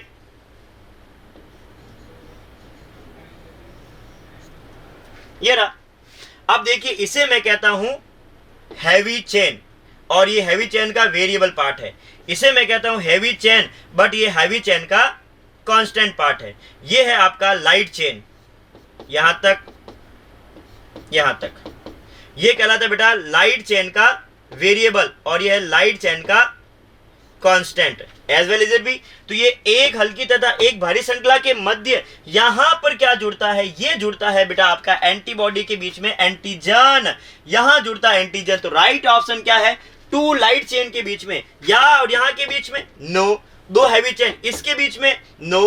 one heavy chain and one light chain, एक हैवी एक लाइट, एक भारी एक हल्की श्रृंखला। तो हल्की भारी के मध्य इस जगह पर आपका जुड़ने वाला है। तो जो सही उत्तर जाने वाला बेटा वो चला जाएगा आपका यहां पर। जिन विद्यार्थियों ने सी आंसर दिया है वो आपका सही है, क्योंकि एक हल्की तथा एक भारी श्रृंखला के मध्य पाया जाता है। ध्यान देना, either between two light chain, क्या दोनों के मध्य या इसके मध्य? नहीं, ये फिक्स है। ये फिक्स है कि आपको जो मिलने वाला है वो बेटा कौन सा जाएगा? एक हल्की एक भारी के मध्य। ये रहा एक हल्की एक भारी के मध्य, इस जगह पर आपका क्या मिलेगा? एंटीबॉडी बाइंड होने वाला है। तो यहां सही आंसर चला जाएगा सी, क्योंकि यहां डी दे रखा था, डी नहीं होगा। यहां राइट आंसर हो जाएगा बेटा सी, इसका सही प्रत्युत्तर, क्योंकि एक भारी तथा एक हल्की श्रृंखला के बीच में देखा जाने वाला है। बढ़िए अगले क्वेश्चन की तरफ। टीकाकरण, जो कि हर बार, जैसे अभी अभी हम एक बहुत ही बड़े एक पैंडेमिक से गुजरे हैं जिसका नाम है कोरोना पैंडेमिक। टीकाकरण का सिद्धांत किस गुण पर आधारित होता है? जो कि सुरक्षा प्रणाली की जो टीकाकरण सिद्धांत होता है वो किस आधार पर या किस गुण पर निर्भर करता है उसके? वो है बेटा, पहला है मेमोरी पर आधारित होता है, डाइवर्सिटी पर आधारित होता है, स्पेशलिटी पर आधारित होता है, या फिर D option all of these, ये सभी। टीकाकरण का सिद्धांत किस गुण पर आधारित होता है? टीकाकरण based on the property of immune system. Immune system की किस प्रॉपर्टी से रिलेटेड होता है टीकाकरण? सोच समझकर आंसर देना। विद्यार्थी आंसर अपना दे रहे हैं, बिल्कुल। कुछ विद्यार्थी सही प्रत्युत्तर भी दे रहे हैं। मेमोरी पे रिलेटेड, बिल्कुल। एक बार जो आपके पास में पैथोजन आया है, अगली बार आएगा तो उसकी मेमोरी सेव रहती है। हर पैथोजन की अपनी अलग अलग प्रकार की एंटीजन होती है, और एंटीबॉडी भी अलग अलग रहेगा। मतलब पैथोजन एंटीजन अलग है तो एंटीबॉडी भी अलग रहेगा, और हर पैथोजन के लिए बनने वाली एंटीबॉडी भी अलग, विशिष्ट, और वो वही काम आने वाली है। कोरोना की वैक्सीन बेटा कोरोना में ही दी जाएगी, मलेरिया एड्स में नहीं देंगे। तो इसका मतलब कि ये इम्यूनाइजेशन जो होता है, इम्यून सिस्टम जो होता है टीकाकरण का, वो तीनों पर बेस्ड होता है। तो आंसर चला जाएगा D, all of the above. ये आपका राइट आंसर यहाँ डी जाने वाला है, क्योंकि यहाँ इस जगह पर तीनों के तीनों ही किसकी तरह काम करने वाले बेटा? तीनों के तीनों आपके इम्यूनो सप्रेसेंट की तरह काम करने वाले, माफी चाहूंगा, इम्यून सिस्टम की प्रणाली को बता रहे हैं कि मेमोरी भी रखनी चाहिए, डाइवर्सिटी भी रखनी चाहिए, स्पेसिफिटी जिसे अपन कहते हैं विशिष्टता भी रखने वाले हैं। तो ये है बेटा आपका क्वेश्चन। बढ़िए अगले क्वेश्चन की तरफ। हमें जल्द से जल्द आपके चैप्टर का रिवीजन करना है, ताकि हम क्वालिटी चीजों को बहुत कम समय में आप तक डिलीवर कर सके। मेरे विद्यार्थी, जितना हो सके हमें क्वालिटी पे फोकस करना है। थ्योरी का मैं पोर्शन थोड़ा अभी कम ले रहा हूं आज के दिन, ताकि आपको मैं ज़्यादा से ज़्यादा इसका डिलीवर कर सकूं पॉइंट्स, इसीलिए मैं यहाँ पर बीच में अभी थोड़ी देर समय के लिए थोड़ी थ्योरी नहीं डाल रहा हूँ, क्योंकि नीट का एग्जाम बहुत नज़दीक है। तो अपन एक सेशन के बीच में सिर्फ क्वेश्चन रखने वाले हैं ताकि आप उसमें अपना पूरा का पूरा रिवीजन फास्ट ट्रैक तरीके से कर सके। अगला question, the foetus get immunised after receiving antibody from mother through placenta, this type of immunisation is called. मां से प्लेसेंटा के माध्यम से एंटीबॉडी प्राप्त करने के बाद भ्रूण प्रतिरक्षित हो जाता है, इस प्रकार का टीकाकरण क्या कहलाता है? Active immunity, innate immunity, passive immunity या ह्यूमरल इम्यूनिटी। एंटीबॉडी बनाने की जरूरत नहीं पड़ी है, सीधा बनी बनाई मां के प्लेसेंटा से, अपरा से सीधी एंटीबॉडी मिल गई है। तो आपसे क्वेश्चन पूछा गया है कि इस प्रकार की इम्यूनिटी को अपन किस में इंक्लूड करने वाले हैं, किस में इंक्लूड करेंगे? फटाफट से राइट आंसर का चयन करना है, सही प्रत्युत्तर देना है कि मां के प्लेसेंटा के माध्यम से एंटीबॉडी प्राप्त करने के बाद भ्रूण प्रतिरक्षित हो जाता है, इस प्रकार का टीकाकरण क्या कहलाता है? देखिए, क्योंकि मां से जब भी प्लेसेंटा की तरफ एंटीबॉडी मिलेगी और बेबी को जो भी एंटीबॉडी मिलने वाली है उसमें बेबी को एंटीबॉडी बनाने की जरूरत नहीं है। जब बनाने की जरूरत नहीं है तो एक्टिव तो होने से रहा, ह्यूमरल भी होने से रहा, इन्नेट भी होने से रहा, इसका मतलब बनी बनाई मिल रही है। तो कौन सा हो जाएगा बेटा? यहां इसका राइट आंसर सी जाने वाला है, क्योंकि ये बनी बनाई है, बनाने की जरूरत नहीं होती है, और बनाने की जरूरत नहीं होती है तो वो निष्क्रिय होती है। साथ ही ध्यान रखना, जब निष्क्रिय है और मदर से मिल रही है, आर्टिफिशियली नहीं मिल रही है, इसका मतलब निष्क्रिय के साथ साथ में इसे अपन कहेंगे बेटा प्राकृतिक। क्या नाम दे देंगे इसको? प्राकृतिक। तो ये प्राकृतिक के साथ में निष्क्रिय या निष्क्रिय के साथ में प्राकृतिक होती है, जिसमें आपको एंटीबॉडी बनाने की जरूरत नहीं पड़ती है। तो यहां जो आंसर गया है बेटा वो सभी का आंसर सी है, बिल्कुल इसका राइट आंसर जो है वो सी गया है। अगला question, which of the following is an auto immune disorder, निम्न में से कौन सा स्व प्रतिरक्षी रोग है? ऐसा रोग जो कि लोगों के अंदर ऑटोमेटिकली खुद ही के, ऑटोमेटिकली यहां देखो अपन एक गलती करने वाले, स्व प्रतिरक्षी रोग का मतलब होता है ऑटोमेटिक हो जाना, ये नहीं। स्व प्रति ऑटो इम्यून डिसऑर्डर का मतलब होता है खुद ही का इम्यून सिस्टम खुद ही की सेल्स को मारने लग जाए। ये बहुत बहुत अलग लेवल तक की सिस्टम है, अलग लेवल तक का ये पॉइंट है, क्योंकि हमारा इम्यून सिस्टम बहुत ज्यादा स्पेसिफिक है। विशिष्ट प्रकार के प्रतिजन के लिए विशिष्ट प्रकार की एंटीबॉडी जो बना सके, तो उसको नहीं पता क्या क्या मेरा है क्या पराया है, वो हर चीज जानता है, लेकिन अब उसमें इतनी खराबी आ गई है कि वो अपने को नहीं पहचान रहा है और अपनी सेल्स के ही खिलाफ क्या बनाने लग गया है? एंटीबॉडी बनाने लग गए हैं। उस रोग का नाम क्या होता है? ऑटो इम्यून डिसऑर्डर होता है, स्व प्रतिरक्षित या स्व प्रतिजनित रोग होता है। क्या इसमें जो सही आंसर है वो एस्थमा है, या फिर रूमेटॉइड अर्थराइटिस है, या फिर जिसे अपन सिरोसिस कहते हैं वो है, या फिर एड्स इनमें से स्व प्रतिरक्षी रोग है?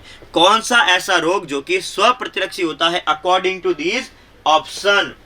फटाफट से राइट आंसर पुट कीजिए बच्चों।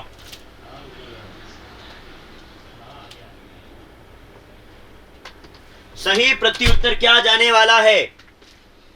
इसमें से कौन सा ऑटो इम्यून डिसऑर्डर है? अस्थमा है, अर्थराइटिस है, या फिर सिरोसिस है, या फिर एड्स है? सही उत्तर का चयन करना है बच्चा। ऑटो इम्यून डिसऑर्डर कौन सा होता है?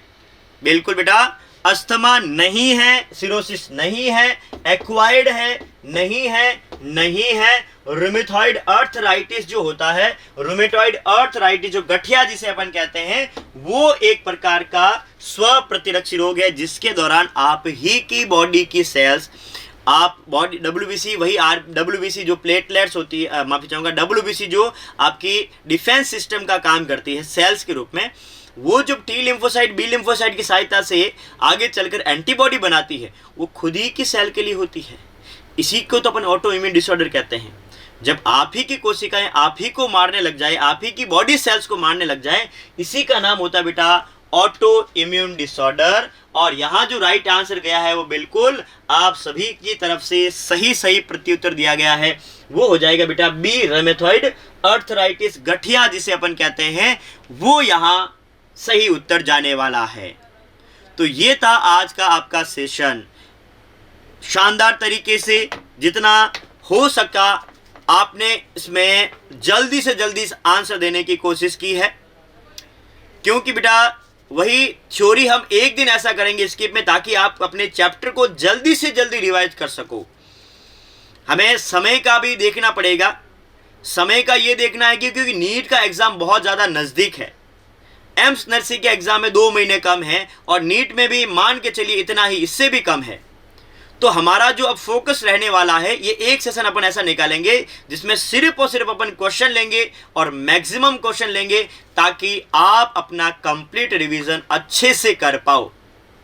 चलिए, इस सेशन में हमने ह्यूमन हेल्थ एंड डिजीज के बारे में डिस्कस किया। मैं आशा ही नहीं अपितु पूर्ण विश्वास से आपको ये कह पाऊंगा, आप भी कह पाएंगे कि आज का सेशन जोरदार रहा, शानदार रहा। इसी आशा और विश्वास के साथ अब आपसे विदा लेते हैं। हम मिलेंगे अगले सेशन में। तब तक के लिए सभी को जय हिंद, जय भारत, नमस्कार।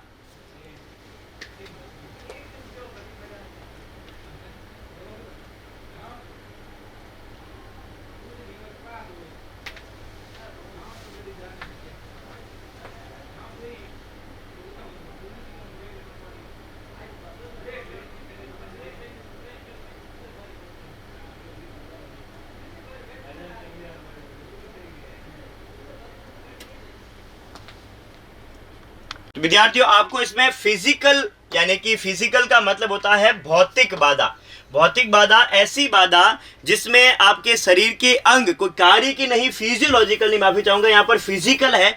फिजिकल बैरियर के रूप में कौन सा काम करता है? तो प्यारे विद्यार्थी, क्योंकि फिजिकल से पूछा गया था, तो आपका जो त्वचा होता है, स्किन जो होगा यहाँ पर, वो किसकी तरह काम करेगा? फिजिकल की तरह काम करने वाला है। त्वचा, शरीर त्वचा जो होगा वो फिजिकल के रूप में कार्य करने वाला है। तो ये था आपका क्वेश्चन। अगले क्वेश्चन पे पहुंचिए। अगला क्वेश्चन कह रहा है एंटीजन्स आर प्रेजेंट। प्रतिजन कहां पाए जाते हैं? प्रतिजन, एंटीजन कहां मौजूद होते हैं?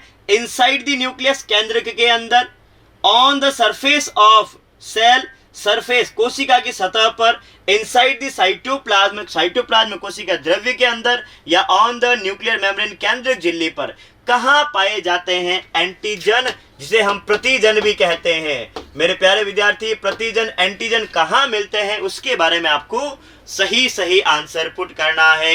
एंटीजन कहां पाए जाते हैं मेरे विद्यार्थी? एंटीजन का पूछा गया है, कहां पर मिलने वाले हैं आपको एंटीजन? सेल्स की मेम्ब्रेन के बाहर की तरफ मिलेंगे, सेल की मेम्ब्रेन के अंदर की तरफ मिलेंगे,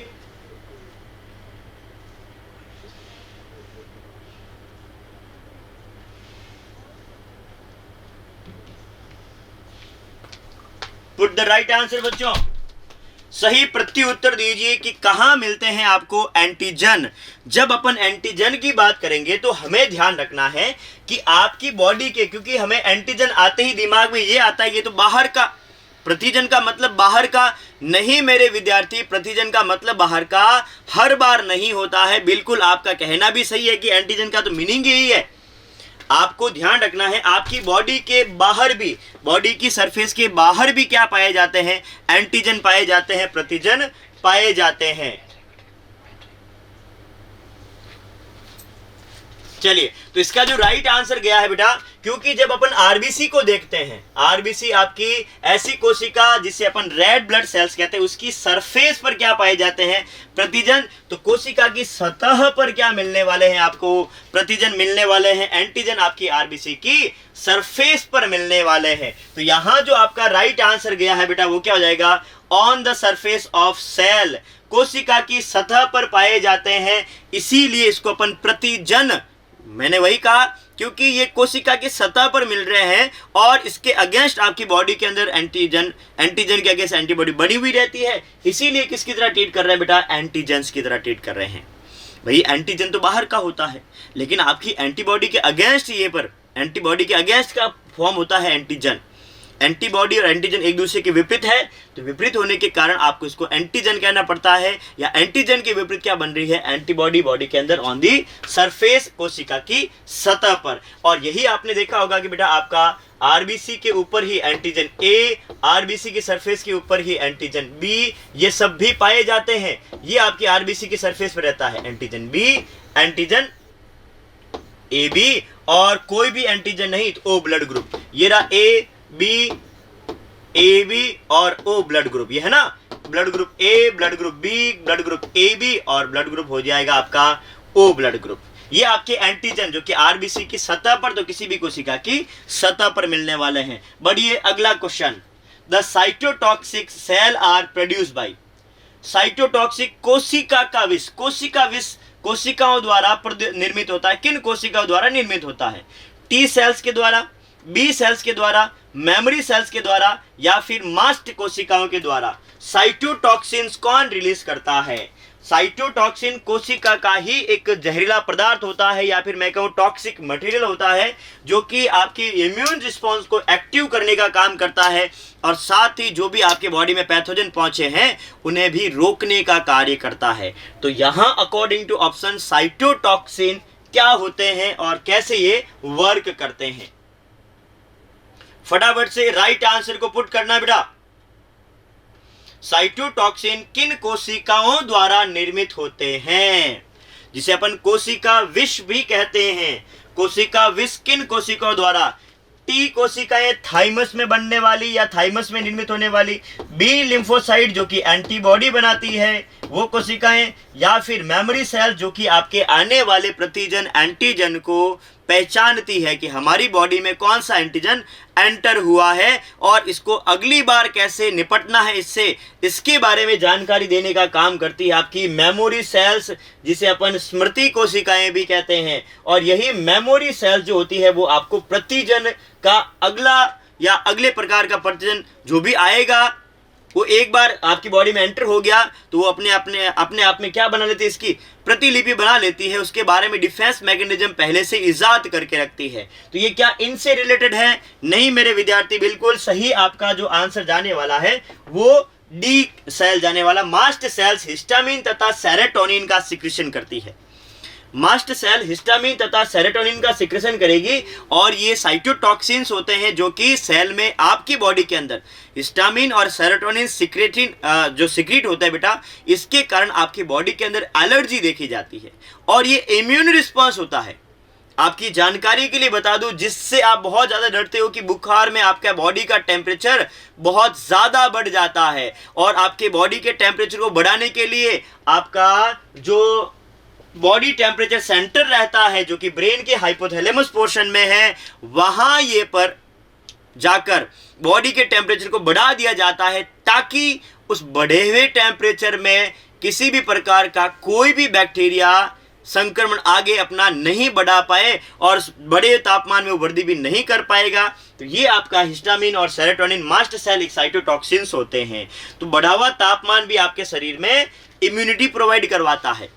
इंसान को दर्द होना जरूरी होता है मेरे बच्चे, तो यहाँ दर्द होता है तब भी आपको एक इम्यून रिस्पॉन्स बताया जाता है कि शरीर के उस अंग में, शरीर के उस भाग के अंदर क्या लगी हुई है, आपकी चोट लगी हुई है। क्लियर है बेटा? बिल्कुल सभी का, जिन जिन विद्यार्थियों का डी आंसर है वो सही है। बाकी अपने कंसेप्ट को क्लियर कीजिए। सी सेल्स, टी सेल्स नहीं, यहां जो राइट आंसर जाने वाला है वो जाएगा डी, इसका राइट आंसर। बढ़िए अगले पॉइंट्स की तरफ। अगला क्वेश्चन, जब अपन टी लिम्फोसाइट्स को देखते हैं तो उसमें टी वर्ड आता है। The letter T in T lymphocytes refers to, क्या बताता है? लिम्फोसाइट्स के अंदर टी अक्सर किससे संदर्भित करता है?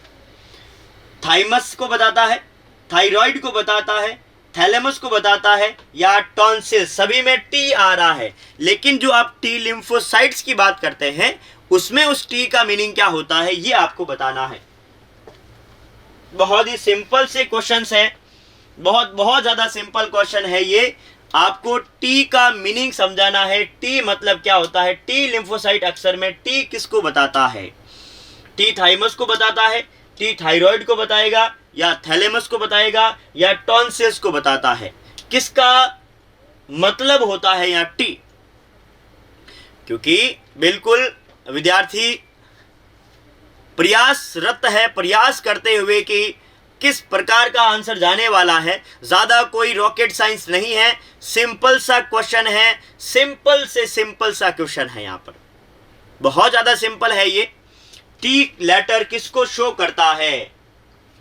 क्या टी लिम्फोसाइट्स को बताएगा, टी थाइमस को बताएगा? टी लिम्फोसाइट में टी, थाइमस को, थायराइड को, थैलेमस, बिल्कुल सभी का सही प्रत्युत्तर आ रहा है। यहां जो राइट आंसर गया बेटा, इसका जाने वाला है थाइमस। क्या जाने वाला? टी थाइमस को बताता है। ये टी तो आपने समझ लिया कि थाइमस को बता रहा है, लेकिन आप बताइए बेटा बी किसको बता रहा है? बी लिम्फोसाइट में बी किसका नाम होता है? बोन मेरो का होता है या कुछ और? बी किसको बताता है? बी का मतलब समझाना है मेरे बच्चे। जैसे टी में आपने कहा कि थाइमस होता है, तो बताइए बी में बी का मीनिंग क्या होता है? बी किसको संदर्भित करता है? तो बी जो है बीटा लिम्फोसाइट खोजी गई थी बेटा। कबूतर के अंदर एक ऑर्गन होता है जिसका नाम है बर्सा फेब्रिस। बर्सा फेब्रिस ऑर्गन के अंदर ये खोजी गई थी। तो बर्सा बी, यहाँ पर बीटा लिम्फोसाइट का बी बर्सा फेब्रिस से रिलेटेड है, जो कि एक ऑर्गन है। और टी थाइमस जो कि एक ग्लैंड है। बिल्कुल दोनों ही आपके ग्लैंड और ऑर्गन का ही पार्ट है। बट यहाँ ध्यान रखना, ये बी यहाँ ब्लड को नहीं बताता है, बी यहाँ बोन मैरो को नहीं बताता है, बी यहाँ ब्लड सेल्स को नहीं बताता है। बी का मतलब बर्सा फेब्रिस है। बढ़िए अगले क्वेश्चन की तरफ। नेक्स्ट क्वेश्चन क्या कह रहा है? Passive immunity is defined as immunity. निष्क्रिय प्रतिरक्षा के रूप में परिभाषित किया जाता है। किस रूप में कहेंगे अपन? निष्क्रिय प्रतिरक्षा क्या है? निष्क्रिय प्रतिरक्षा को प्रतिरक्षा के रूप में परिभाषित किया गया है। माता से, पिता से जो विरासत में मिली होती है, पेरेंट से मिलने वाली, टीकाकरण के माध्यम से हासिल होने वाली, या फिर रोग के पहले संपर्क में आने से प्राप्त होने वाली, या अन्य जानवरों के सीरा के माध्यम से हासिल किया हुई एंटीबॉडी। अन्य जानवरों को आप एंटीबॉडी, एंटीजन दोगे, माफी चाहूंगा, प्रतिजन डालेंगे उनके शरीर में, और उनकी शरीर आपके लिए क्या बना लेगी? एंटीबॉडी। क्या वो पैसिव है? कौन सा इसमें पैसिव जाने वाला है? पैसिव इम्यूनिटी क्या है बेटा? फटाफट से राइट आंसर पुट कीजिए बच्चों। पैसिव इम्यूनिटी क्या होती है? पैसिव इम्यूनिटी आपको मैं इम्यून सिस्टम के बारे में बता चुका हूं। क्या होता है इम्यून रिस्पांस, क्या होता है immune system? Body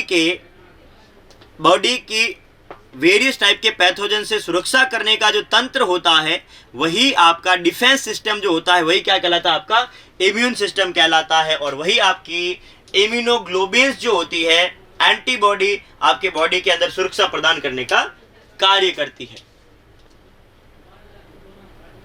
passive immunity is defined as immunity. बिल्कुल कुछ विद्यार्थी आंसर देने की कोशिश भी कर रहे हैं, लेकिन ध्यान देना पैसिव है, ये एक्टिव नहीं है। मतलब आपके शरीर को यहाँ सक्रिय होने की जरूरत नहीं है। और बनी बनाई एंटीबॉडी कब मिलती है? जब आपको वो इनहेरिटेंस हो पेरेंट से, माता पिता से। मेनली ये माता से ही मिलेगी, पिता से तो नहीं मिलने वाली है। माता के प्लेसेंटा से और माता के दुग्ध में से, माता के प्लेसेंटा में से मिलती है और माता के दुग्ध से मिलने वाली होती है। प्लेसेंटा और दूध से मिलने वाली जो एंटीबॉडी होती है, उसमें किसी भी जो है इंडिविजुअल को, किसी भी उसके चाइल्ड को बनी बनाई एंटीबॉडी मिलती है, बनाने की जरूरत नहीं पड़ती है। तो यहाँ जो राइट आंसर जाने वाला बेटा वो हो जाएगा पिता माता से मिलने वाली इनहेरिटेंस, जो कि कोलेस्ट्रम फर्स्ट मदर मिल्क से और प्लेसेंटा से मिलती है। ये आपका क्वेश्चन था। बढ़िए अगले क्वेश्चन की तरफ। क्या कह रहा है अगला क्वेश्चन? अंग प्रत्यारोपण अस्वीकृति का उपयोग करके रोका जा सकता है। अंग प्रत्यारोपण हेतु जो अस्वीकृति होती है वो किसके प्रयोग द्वारा रोका जा सकता है? आप एंटीबॉडी का प्रयोग कीजिए, न्यू टी सेल्स का प्रयोग कीजिए, प्रतिरक्षी संदमककारी दवाई का प्रयोग कीजिए, इम्यूनोसप्रेसिव ड्रग्स का, या इम्यूनो स्टिमुलेटरी ड्रग्स जो इम्यून सिस्टम को कम कर देती है, हो जाएगी प्रतिरक्षा संदमक, और इम्यून सिस्टम को बढ़ा देती है वो कहलाएगी आपका इम्यूनो स्टिमुलेटरी। तो इनमें से कौन सा सही आंसर है कि कैसे आप ऑर्गन ट्रांसप्लांट के दौरान रिजेक्शन को रोक सकते हैं? कैसे रोका जाता है रिजेक्शन?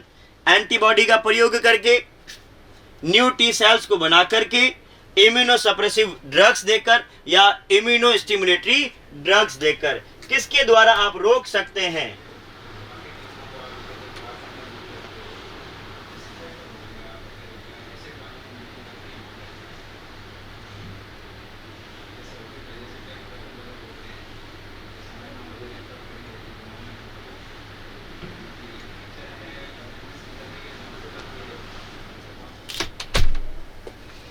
फटाफट से राइट आंसर पुट कीजिए बच्चों। सही प्रत्युत्तर आपको देना है ऑर्गन ट्रांसप्लांट रिजेक्शन में किस प्रकार से आप प्रिवेंट बाय यूजिंग, किसका प्रयोग करके। देखिए ऑर्गन ग्राफ्टिंग जो करवाई जाती है उसके अंदर बिल्कुल बच्चों को, विद्यार्थियों का आंसर आना प्रारंभ हो गया है और अधिकांश विद्यार्थी इसका सी आंसर दे रहे हैं कि इम्यूनोसप्रेसिव ड्रग्स दे दीजिए जो कि आपके प्रतिरक्षा तंत्र को क्या कर सके, संदमित कर सके, उसको आप दीजिए। अगर ऐसा अपन हो पा रहा है तो ये आपके इम्यून सिस्टम को थोड़े दिन के लिए बेवकूफ बना देगा और थोड़े दिन के लिए आपको पता ही नहीं चलेगा या आपके इम्यून सिस्टम को पता ही नहीं चलेगा कि ये ऑर्गन किसी और का है और का ऑर्गन होने के कारण आपको जो है किसी प्रकार की कोई दिक्कत नहीं आने वाली है। तो यहाँ जो आपका राइट आंसर जाने वाला है वो बिल्कुल सी। सभी विद्यार्थियों का जिन्होंने सी अपना आंसर दिया है वो सही है। यहाँ इम्यूनोसप्रेसिव ड्रग्स देना पड़ेगा, हमें प्रतिरक्षात्मक संदमनकारी दवाइयां देनी पड़ेगी जिसके कारण वो क्या हो सकता है, आपका इम्यून सिस्टम कुछ समय के लिए उस ऑर्गन को अपना देगा। एक बार अगर आपके ऑर्गन के अंदर ये ग्राफ्टिंग जो हुई है, एक बार आपकी बॉडी ने उसको एक्सेप्ट कर लिया तो फिर रिजेक्शन का कोई सवाल पैदा नहीं होता है। बिल्कुल बेटा, अगर रिजेक्शन से बचना है तो हमें इम्यूनोसप्रेसेंट देने पड़ते हैं। इम्यूनो जो संदमककारी होते हैं जो प्रतिरक्षा तंत्र को रोक देते हैं, ग्राफ्टिंग में काम में लिए जाते हैं। तो ये था आपका क्वेश्चन। अगले क्वेश्चन पे बढ़िए। Antigen binding site in a antibody is found between, एक प्रतिरक्षा में प्रतिजन बंधन स्थल किसके बीच में या कहां पाया जाता है?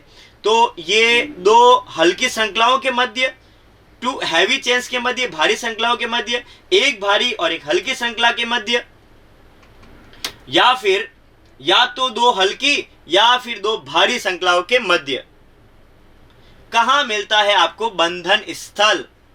कहां पर आपको बंधन स्थल मिलने वाला है? अपना आंसर पुट करना है, सही आंसर देना है। कहां पर एंटीजन बाइंडिंग साइट होती है? तो याद रखना, एंटीजन बाइंडिंग साइट जो आपको मिलेगी उसके लिए पहले अपन एक एंटीबॉडी का डायग्राम देखते हैं। ये रहा बेटा एंटीबॉडी का डायग्राम और ये कुछ इस तरह से रहने वाला है।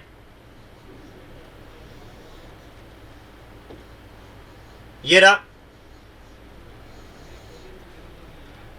अब यहां पर आपको ये मिल रहा है एक और चेन,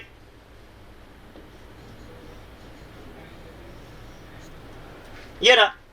अब देखिए इसे मैं कहता हूं हैवी चेन और ये हैवी चेन का वेरिएबल पार्ट है। इसे मैं कहता हूं हैवी चेन बट ये हैवी चेन का कांस्टेंट पार्ट है। ये है आपका लाइट चेन, यहां तक ये कहलाता है बेटा लाइट चेन का वेरिएबल और ये है लाइट चेन का constant as well as it B. तो ये एक हल्की तथा एक भारी श्रृंखला के मध्य यहां पर क्या जुड़ता है? ये जुड़ता है बेटा आपका एंटीबॉडी के बीच में एंटीजन, यहां जुड़ता है एंटीजन। तो राइट ऑप्शन क्या है? टू लाइट चेन के बीच में, या और यहां के बीच में नो, दो हैवी चेन इसके बीच में no, one heavy chain and one light chain, एक हैवी एक लाइट, एक भारी एक हल्की श्रृंखला। तो हल्की भारी के मध्य इस जगह पर आपका जुड़ने वाला है। तो जो सही उत्तर जाने वाला बेटा वो चला जाएगा आपका, यहां पर जिन विद्यार्थियों ने सी आंसर दिया है वो आपका सही है, क्योंकि एक हल्की तथा एक भारी श्रृंखला के मध्य पाया जाता है। ध्यान देना, either between two light chain, क्या दोनों के मध्य या इसके मध्य? नहीं, ये फिक्स है। ये फिक्स है कि आपको जो मिलने वाला है वो बेटा कौन सा जाएगा? एक हल्की एक भारी के मध्य, ये रहा एक हल्की एक भारी के मध्य, इस जगह पर आपका क्या मिलेगा? एंटीबॉडी बाइंड होने वाला है। तो यहाँ सही आंसर चला जाएगा सी, क्योंकि यहाँ डी दे रखा था, डी नहीं होगा, यहाँ राइट आंसर हो जाएगा बेटा सी इसका सही प्रत्युत्तर, क्योंकि एक भारी तथा एक हल्की श्रृंखला के बीच में देखा जाने वाला है। बढ़िए अगले क्वेश्चन की तरफ। टीकाकरण, जो कि हर बार, जैसे अभी अभी हम एक बहुत ही बड़े एक पैंडेमिक से गुजरे हैं जिसका नाम है कोरोना पैंडेमिक। टीकाकरण का सिद्धांत किस गुण पर आधारित होता है, जो कि सुरक्षा प्रणाली की जो टीकाकरण सिद्धांत होता है वो किस आधार पर या किस गुण पर निर्भर करता है उसके, वो है बेटा, पहला है मेमोरी पर आधारित होता है, डाइवर्सिटी पर आधारित होता है, स्पेशलिटी पर आधारित होता है, या फिर D option all of these, ये सभी। टीकाकरण का सिद्धांत किस गुण पर आधारित होता है? टीकाकरण based on the property of immune system, immune system की किस प्रॉपर्टी से रिलेटेड होता है टीकाकरण? सोच समझकर आंसर देना। विद्यार्थी आंसर अपना दे रहे हैं, बिल्कुल, कुछ विद्यार्थी सही प्रत्युत्तर भी दे रहे हैं। मेमोरी पे रिलेटेड, बिल्कुल, एक बार जो आपके पास में पैथोजन आया है अगली बार आएगा तो उसकी मेमोरी सेव रहती है। हर पैथोजन की अपनी अलग अलग प्रकार की एंटीजन होती है और एंटीबॉडी भी अलग अलग रहेगा, मतलब पैथोजन एंटीजन अलग है तो एंटीबॉडी भी अलग रहेगा, और हर पैथोजन के लिए बनने वाली एंटीबॉडी भी अलग विशिष्ट, और वो वही काम आने वाली है। कोरोना की वैक्सीन बेटा कोरोना में ही दी जाएगी, मलेरिया एड्स में नहीं देंगे। तो इसका मतलब कि ये इम्यूनाइजेशन जो होता है, इम्यून सिस्टम जो होता है टीकाकरण का, वो तीनों पर बेस्ड होता है। तो आंसर चला जाएगा D, all of the above. ये आपका राइट आंसर यहाँ डी जाने वाला है, क्योंकि यहाँ इस जगह पर तीनों के तीनों ही किसकी तरह काम करने वाले बेटा? तीनों के तीनों आपके इम्यूनो सप्रेसेंट की तरह काम करने वाले, माफी चाहूंगा, इम्यून सिस्टम की प्रणाली को बता रहे हैं कि मेमोरी भी रखनी चाहिए, डाइवर्सिटी भी रखनी चाहिए, स्पेसिफिटी जिसे अपन कहते हैं विशिष्टता भी रखने वाले हैं। तो ये है बेटा आपका क्वेश्चन। बढ़िए अगले क्वेश्चन की तरफ। हमें जल्द से जल्द आपके चैप्टर का रिवीजन करना है ताकि हम क्वालिटी चीजों को बहुत कम समय में आप तक डिलीवर कर सके। मेरे विद्यार्थी, जितना हो सके हमें क्वालिटी पे फोकस करना है। थ्योरी का मैं पोर्शन थोड़ा अभी कम ले रहा हूं आज के दिन, ताकि आपको मैं ज्यादा से ज्यादा इसका डिलीवर कर सकूं पॉइंट्स। इसीलिए मैं यहाँ पर बीच में अभी थोड़ी देर समय के लिए थोड़ी थ्योरी नहीं डाल रहा हूं, क्योंकि नीट का एग्जाम बहुत नजदीक है। तो अपन एक सेशन के बीच में सिर्फ क्वेश्चन रखने वाले हैं, ताकि आप उसमें अपना पूरा का पूरा रिवीजन फास्ट ट्रैक तरीके से कर सके। अगला question, the foetus get immunised after receiving antibody from mother through placenta. This type of immunisation is called. मां से प्लेसेंटा के माध्यम से एंटीबॉडी प्राप्त करने के बाद भ्रूण प्रतिरक्षित हो जाता है, इस प्रकार का टीकाकरण क्या कहलाता है? Active immunity, innate immunity, passive immunity या ह्यूमरल इम्यूनिटी। एंटीबॉडी बनाने की जरूरत नहीं पड़ी है, सीधा बनी बनाई मां के प्लेसेंटा से, अपरा से सीधी एंटीबॉडी मिल गई है। तो आपसे क्वेश्चन पूछा गया कि इस प्रकार की इम्यूनिटी को अपन किस में इंक्लूड करने वाले हैं, किस में इंक्लूड करेंगे? फटाफट से राइट आंसर का चयन करना है, सही प्रत्युत्तर देना है कि मां के प्लेसेंटा के माध्यम से एंटीबॉडी प्राप्त करने के बाद भ्रूण प्रतिरक्षित हो जाता है, इस प्रकार का टीकाकरण क्या कहलाता है? देखिए, क्योंकि मां से जब भी प्लेसेंटा की तरफ एंटीबॉडी मिलेगी और बेबी को जो भी एंटीबॉडी मिलने वाली है उसमें बेबी को एंटीबॉडी बनाने की जरूरत नहीं है। जब बनाने की जरूरत नहीं है तो एक्टिव तो होने से रहा, ह्यूमरल भी होने से रहा, इन्नेट भी होने से रहा, इसका मतलब बनी बनाई मिल रही है। तो कौन सा हो जाएगा बेटा? यहां इसका राइट आंसर सी जाने वाला है, क्योंकि ये बनी बनाई है, बनाने की जरूरत नहीं होती है, और बनाने की जरूरत नहीं होती है तो वो निष्क्रिय होती है। साथ ही ध्यान रखना, जब निष्क्रिय है और मदर से मिल रही है, आर्टिफिशियली नहीं मिल रही है, इसका मतलब निष्क्रिय के साथ साथ में इसे अपन कहेंगे बेटा प्राकृतिक। क्या नाम दे देंगे इसको? प्राकृतिक। तो ये प्राकृतिक के साथ में निष्क्रिय या निष्क्रिय के साथ में प्राकृतिक होती है, जिसमें आपको एंटीबॉडी बनाने की जरूरत नहीं पड़ती है। तो यहां जो आंसर गया है बेटा वो सभी का आंसर सी है, बिल्कुल इसका राइट आंसर जो है वो सी गया है। अगला question, which of the following is an auto immune disorder. निम्न में से कौन सा स्व प्रतिरक्षी रोग है? ऐसा रोग जो कि लोगों के अंदर ऑटोमेटिकली खुद ही के, ऑटोमेटिकली यहां देखो अपन एक गलती करने वाले, स्व प्रतिरक्षी रोग का मतलब होता है ऑटोमेटिक हो जाना, ये नहीं। स्व प्रति ऑटो इम्यून डिसऑर्डर का मतलब होता है खुद ही का इम्यून सिस्टम खुद ही की सेल्स को मारने लग जाए। ये बहुत बहुत अलग लेवल तक की सिस्टम है, अलग लेवल तक का ये पॉइंट है, क्योंकि हमारा इम्यून सिस्टम बहुत ज़्यादा स्पेसिफिक है। विशिष्ट प्रकार के प्रतिजन के लिए विशिष्ट प्रकार की एंटीबॉडी जो बना सके, तो उसको नहीं पता क्या क्या मेरा है क्या पराया है, वो हर चीज जानता है। लेकिन अब उसमें इतनी खराबी आ गई है कि वो अपने को नहीं पहचान रहा है और अपनी सेल्स के ही खिलाफ क्या बनाने लग गया है, एंटीबॉडी बनाने लग गए हैं। उस रोग का नाम क्या होता है, ऑटो इम्यून डिसऑर्डर होता है, स्व प्रतिरक्षित या स्व प्रतिजनित रोग होता है। क्या इसमें जो सही आंसर है वो एस्थमा है, या फिर रूमेटॉइड आर्थराइटिस है, या फिर जिसे अपन सिरोसिस कहते हैं वो है, या फिर एड्स इनमें से स्व प्रतिरक्षी रोग है?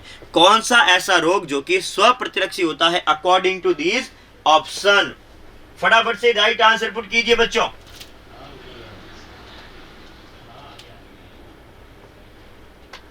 सही प्रत्युत्तर क्या जाने वाला है? इसमें से कौन सा ऑटो इम्यून डिसऑर्डर है? अस्थमा है, आर्थराइटिस है, या फिर सिरोसिस है, या फिर एड्स है? सही उत्तर का चयन करना है बच्चा।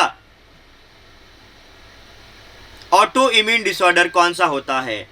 बिल्कुल बेटा, अस्थमा नहीं है, सिरोसिस नहीं है, एक्वायर्ड है नहीं है, नहीं है। रूमेटॉइड आर्थराइटिस जो होता है, रूमेटॉइड आर्थराइटिस जो गठिया जिसे अपन कहते हैं, वो एक प्रकार का स्व प्रतिरक्षी रोग है, जिसके दौरान आप ही की बॉडी की सेल्स, आप बॉडी डब्ल्यूबीसी, वही डब्ल्यूबीसी जो प्लेटलेट्स होती है, माफी चाहूंगा, डब्ल्यूबीसी जो आपकी डिफेंस सिस्टम का काम करती है सेल्स के रूप में, वो जो टी लिम्फोसाइट बी लिम्फोसाइट की सहायता से आगे चलकर एंटीबॉडी बनाती है, वो खुद ही की सेल के लिए होती है। इसी को तो अपन ऑटो इम्यून डिसऑर्डर कहते हैं। जब आप ही की कोशिकाएं आप ही को मारने लग जाए, आप ही की बॉडी सेल्स को मारने लग जाए, इसी का नाम होता है बेटा ऑटो इम्यून डिसऑर्डर। और यहाँ जो राइट आंसर गया है वो बिल्कुल आप सभी की तरफ से सही प्रत्युत्तर दिया गया है, वो हो जाएगा बेटा बी, रूमेटॉइड आर्थराइटिस गठिया जिसे अपन कहते हैं, वो यहाँ सही उत्तर जाने वाला है। तो ये था आज का आपका सेशन। शानदार तरीके से जितना हो सका आपने इसमें जल्दी से जल्दी आंसर देने की कोशिश की है, क्योंकि बेटा वही थ्योरी हम एक दिन ऐसा करेंगे स्किप में, ताकि आप अपने चैप्टर को जल्दी से जल्दी रिवाइज कर सको। हमें समय का भी देखना पड़ेगा। समय का ये देखना है कि क्योंकि नीट का एग्जाम बहुत ज़्यादा नज़दीक है, एम्स नर्सिंग के एग्जाम में 2 महीने कम है, और नीट में भी मान के चलिए इतना ही, इससे भी कम है। तो हमारा जो अब फोकस रहने वाला है, ये एक सेशन अपन ऐसा निकालेंगे जिसमें सिर्फ और सिर्फ अपन क्वेश्चन लेंगे और मैक्सिमम क्वेश्चन लेंगे, ताकि आप अपना कंप्लीट रिवीजन अच्छे से कर पाओ। चलिए, इस सेशन में हमने ह्यूमन हेल्थ एंड डिजीज के बारे में डिस्कस किया। मैं आशा ही नहीं अपितु पूर्ण विश्वास से आपको ये कह पाऊंगा, आप भी कह पाएंगे कि आज का सेशन जोरदार रहा, शानदार रहा। इसी आशा और विश्वास के साथ अब आपसे विदा लेते हैं। हम मिलेंगे अगले सेशन में। तब तक के लिए सभी को जय हिंद, जय भारत, नमस्कार।